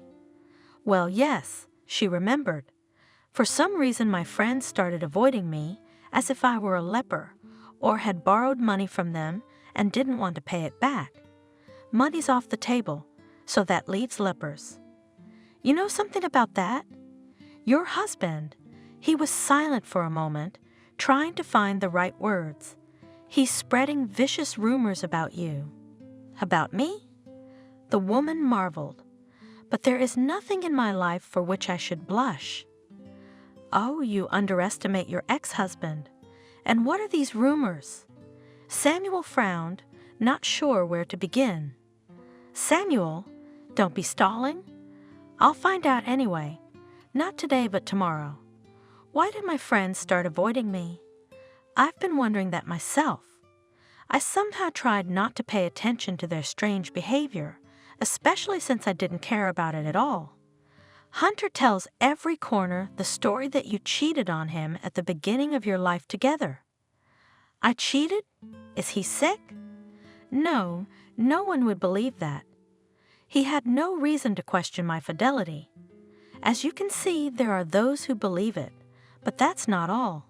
He accuses you of not having children because you allegedly got pregnant by your lover to cover up the sin, had an abortion, and that's the reason for your infertility. But that's utter nonsense. Caroline gasped in shock. It was nothing like that. He's the first and only man I've ever been with. Why would he want to spread rumors about me? I don't understand. He knows better than anyone what I've been through, where I've been, what doctors I've seen. They say it's just the way it is, but I've always been faithful to him, and he... Tears came to the woman's eyes. She suddenly turned to Samuel, took his head in her palms, looked intently into his eyes for a minute, then kissed him hard. Caroline, I'm all for it, but Samuel stared at her uncomprehendingly. Don't you want to explain yourself? Thank you. She smiled, letting him out of her arms. You've just opened my eyes. I never thought I'd be able to use my most potent argument against Hunter, but now I've lost all my doubts. I'm going to fight with his methods. What are you doing? Isn't it dangerous? Can I help? Tomorrow I'll meet with Hunter, and we'll finish this whole story, and then we'll start a new one with you. I don't really know what's going on, of course, but I like your attitude. Samuel took her hand. Were you being serious about us just now? Yes, Caroline answered simply. You've become really important to me, and you're the only one who has stood by me and who I can trust right now. So why don't we go to my place? The woman saw the passion in the man's eyes. Not this time. Caroline smiled guiltily at him. I have to get ready for my meeting with Hunter. I think it will be painful for him. With these words, she got up. Walk me to my car, please. It's been a long day. I need to get my thoughts in order and be alone. Everyone got into their cars. Caroline arrived at the apartment, found a folder with documents among her things, sat on the sofa in the living room, went through the papers. She sat with the folder in her hands for a while, then stood up, shoved it into her bag, and dialed her husband's number. Hunter, we need to meet tomorrow. What do you want from me? He asked rudely. Are you hoping I'll give you your firm back? You can't. It's mine alone. You've had enough of what you got. There's nothing more to talk about. I have another life. I want to forget about you forever. Calm down. The woman wrinkled her nose. I'm not going to sue you for anything more. Then there's no reason to meet. I don't want to waste time on empty conversations. You're already nothing to me, and in general, do not you allow the idea that I just do not want to see you. It's bad enough I'm seeing you in court. Believe me, it's important to you first of all. Caroline assured me. Come to our place. I'll be waiting. Believe me, I wouldn't distract you from your family concerns if it wasn't serious. All right, Hunter grumbled.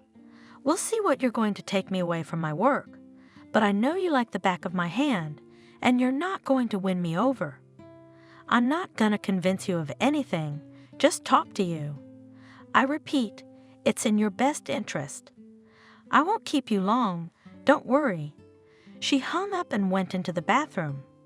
She stood under the hot shower for a long time, as if trying to wash away the remnants of a hard day. Sleep overcame her as soon as she closed her eyes. The next day, Caroline sat on a bench in a small park, under a huge lilac bush, and waited for Hunter. This had once been their spot. She spotted him from afar and waved. What? He asked, stopping in front of her. The meeting place wasn't chosen by chance, was it? Are you trying to trigger an old memory in me?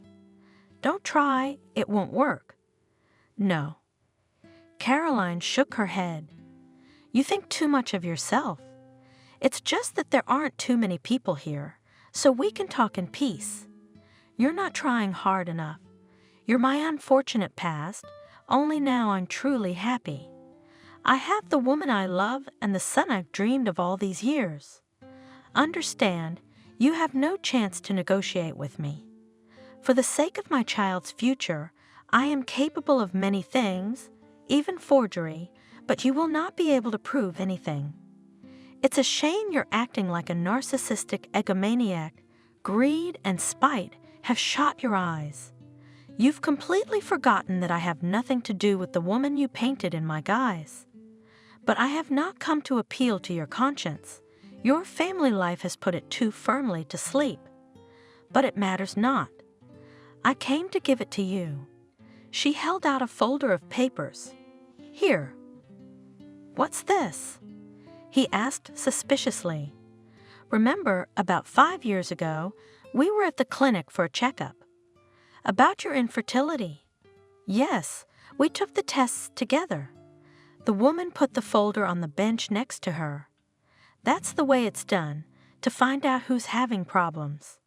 I remember the doctor said it was because of you. We can't have children. We had more treatments, but it didn't work. Yeah, I remember all that well. But why are we having this conversation now? I lied to you then. Caroline answered calmly. There. She nodded at the papers. It's all written. I just loved you too much. Anyway, I wasn't the one with the problem. You were the one with the problem. You're the one who can't have kids. You're infertile. Are you kidding me? That can't be true. The doctors said with one voice that you're infertile and they can't help you. They said that at my request. I couldn't let you feel guilty. I didn't want to humiliate your manhood. I was willing to take on the burden of responsibility. I did it all for you, for your peace of mind. At the time, I thought the sacrifice was worth it. No, I don't believe you. And I have proof, my son. If I am barren, then whose is it? That's a question I think you should ask your new wife. Caroline shrugged. And study the documents at your leisure. I have no interest in deceiving you. Do you want to go to the clinic we went to? We still have the medical records. That's all I wanted to tell you. You see, you were wrong to be afraid. Our meeting was short-lived. She rose from the bench and walked slowly down the alley. Hunter looked at the folder in horror. I don't believe it. I don't believe it. She's on purpose for me, slipping this to me now, jealous of my happiness. My boy, my Jordan, no one can take him away from me. Distrust my wife, my Kathy.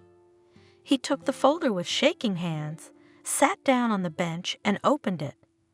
No, no, the man repeated in desperation, leafing through the medical documents. Not true. Why did she keep silent for so many years? It turns out that it's my fault. Is it because of me that we didn't have children? I'm the one who's infertile? Is there such a thing? He groaned in impotent rage, threw the folder away, papers flying around, clutched his head, started rocking from side to side, repeating, It can't be, it can't be. I don't believe it. Why did she take all the blame? Why? And I'm a fool. I've been reproaching her all my life. God, what a fool I am. Hunter didn't know how long he sat like that. Then he woke up, put the certificates neatly into a folder, got up and walked down the alley to his car. He felt dizzy. His eyes were hazy.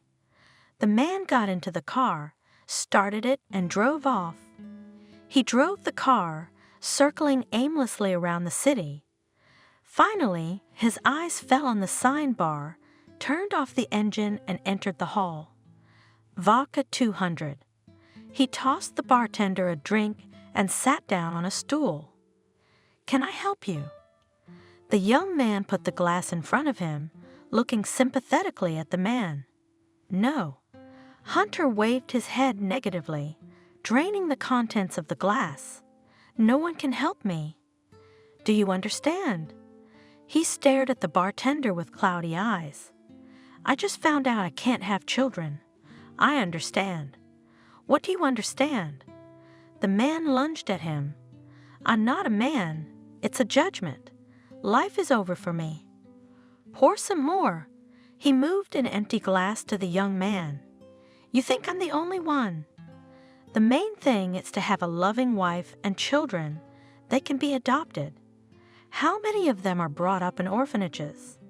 As far as I know, it's not hard to do. I don't want someone else's. I've always dreamed of my own, and I blame my wife that she can't give me an heir. And she hid the fact that I was infertile. Can you understand? Everyone was pointing fingers at her, and she took the blame, took care of me, protected my male ego, and me. I cheated on her. Can you believe that? I cheated on her because I was excited about being a father. A noble woman, said the bartender, filling Hunter's glass again. What the hell do I need her nobility for? The man drank the glass in one gulp. You can't understand how I feel right now, right here. He pounded his chest with his fist. I'm crushed. He pressed the bridge of his nose with his fingers. Then he slammed his fist down on the tabletop. The glass bounced and clinked pitifully. Will you calm down, please? The young man looked warily at the visitor and took the glass from him. It's not a fatal diagnosis, they live with it. But for me, it's death. With drunken, bloodshot eyes, he looked at the bartender. Because now I have a wife, a new wife, and a son waiting for me at home. So your diagnosis is wrong? No, the diagnosis is correct. I've studied the test results. There's a mistake waiting for me at home, and I need to fix it. Hunter threw the money on the table and staggered out of the bar. He got to his apartment and rang the doorbell. Are you crazy? Kathy jumped on him indignantly. You know Jordan's asleep right now. Where are your keys? Are you drunk? Oh, you bastard. Why are you drunk? Why are you so happy? And let you come into the house like that? Yes, I'm drunk. Hunter woke up, pushed her aside, and entered the hallway. Jesus, your son should see you now. My son? Hunter laughed bitterly. He can't be my son. How dare you say such a thing? Kathy was outraged. What's the matter with you? You're not yourself. Go sleep it off. I'm out of my mind because you shamelessly deceived me. Me? The woman was staring at him. What are you trying to accuse me of? Go to the bedroom. Tomorrow we'll talk to you. Speak. Hunter pinned her against the wall. Whose baby did you slip me? Admit it, bitch. I'll find out anyway, and then there'll be no mercy. You're hurting me. Kathy shrieked.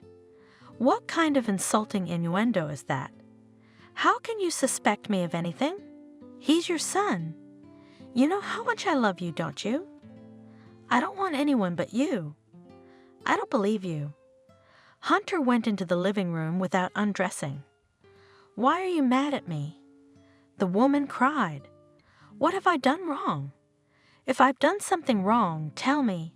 Just spare me your suspicions. I never cheated on you. I don't need to. That I willingly believe, agreed suddenly Hunter. Because you were afraid I'd throw you out with your brat, because you've gotten him, even before you got me. You've got it all figured out. You set your nets, and I fell for it like a fool. You're out of your mind. I don't want to hear this nonsense. Kathy wanted to leave, but Hunter grabbed her arm and yanked her toward him. You're not going anywhere until you tell me whose baby it is. At least I have a right to know who his daddy is. Yes, it's yours, the woman shouted desperately. The fruit of our love. Don't you remember how excited you were when I told you I was expecting a baby? That minute you were ready to carry me in your arms, and now you're accusing me of I don't know why. Oh, I get it. She suddenly calmed down and spoke softly. "You're pissed off about the divorce and the property division. You're on edge. I'm even willing to forgive you for getting drunk. Let's both of us calm down now. You go to bed, and tomorrow we'll talk. There was a baby crying in the nursery. Your son is awake. It's not my son. Don't you dare call him my son. What are you talking about? Of course he's yours. I can't have children. I'm infertile." "Infertile how?" Kathy asked in confusion. "You said Caroline had some health problems, but you're fine?"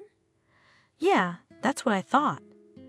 Turns out it was my fault we didn't have children. Maybe it's a mistake. You know, doctors make mistakes sometimes.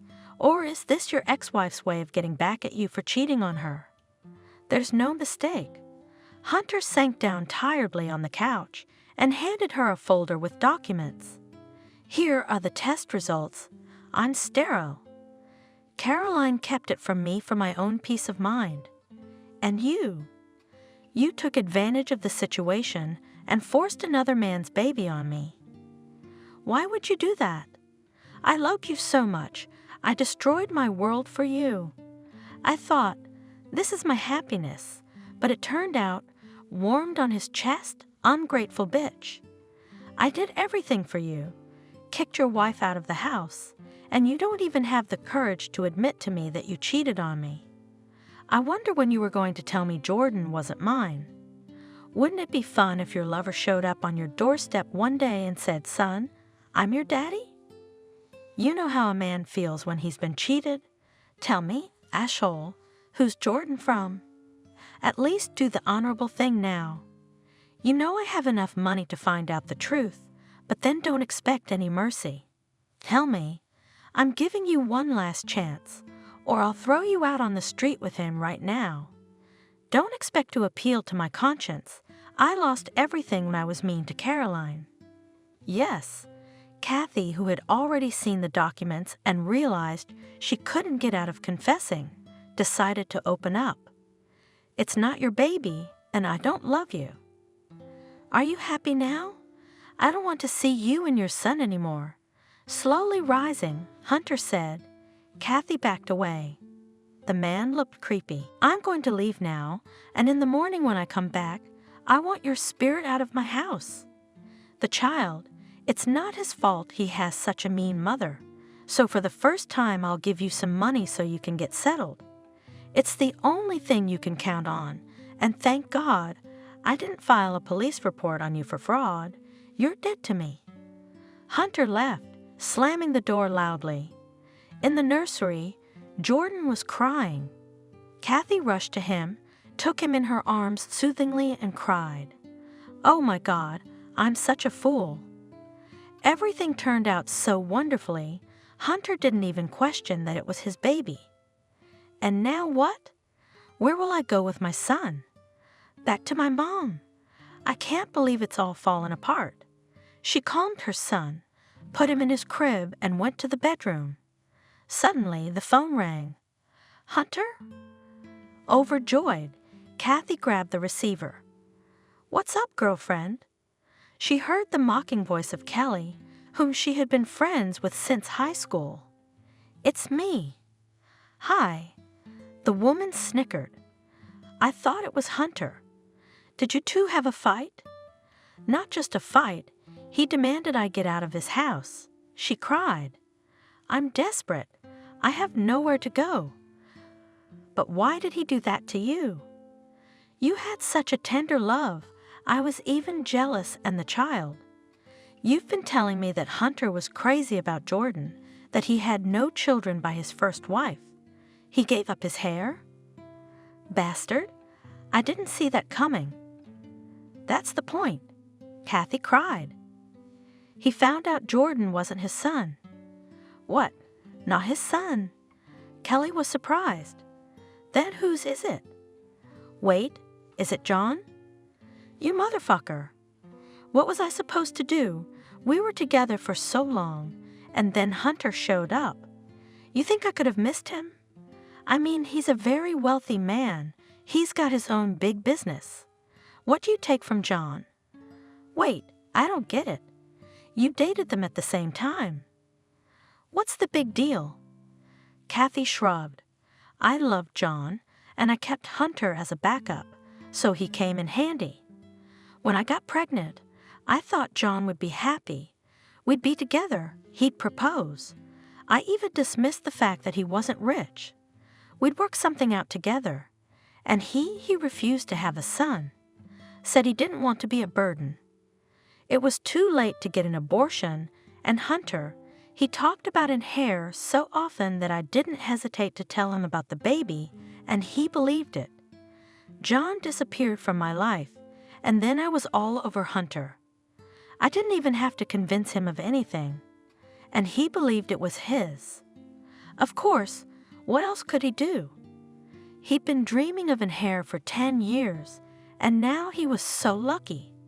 For my sake, he divorced his wife and took away her company, and everything was going well for me, if it were not for his wife, who after 10 years decided to confess to her husband in the forgery of documents.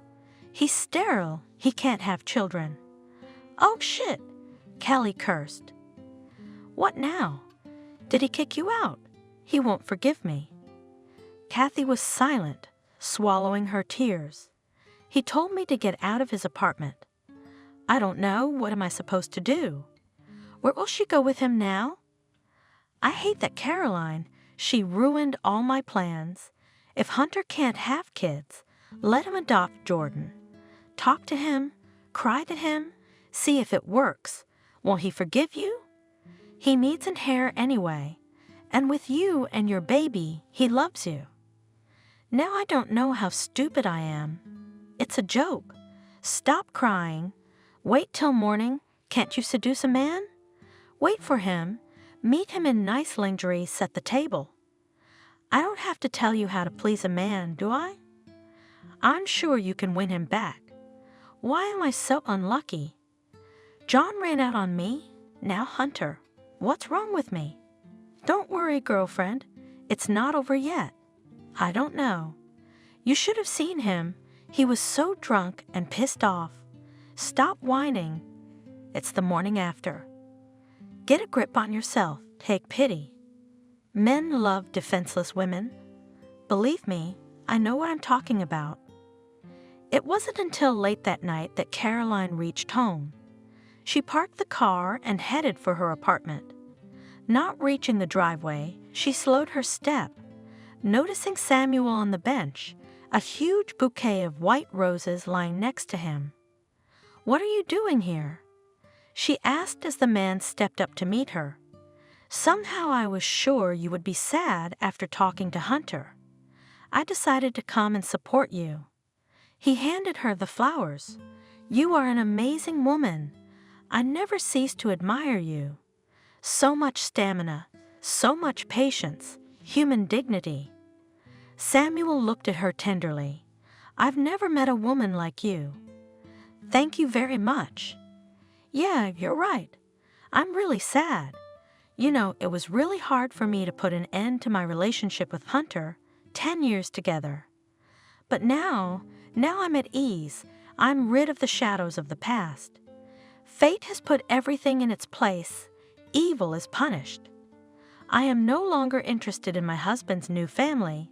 Do not hurt his attitude to me. I am glad that my life has changed so abruptly recently. I don't regret anything because you are next to me. Caroline hugged the man tightly, which means that now everything will be fine.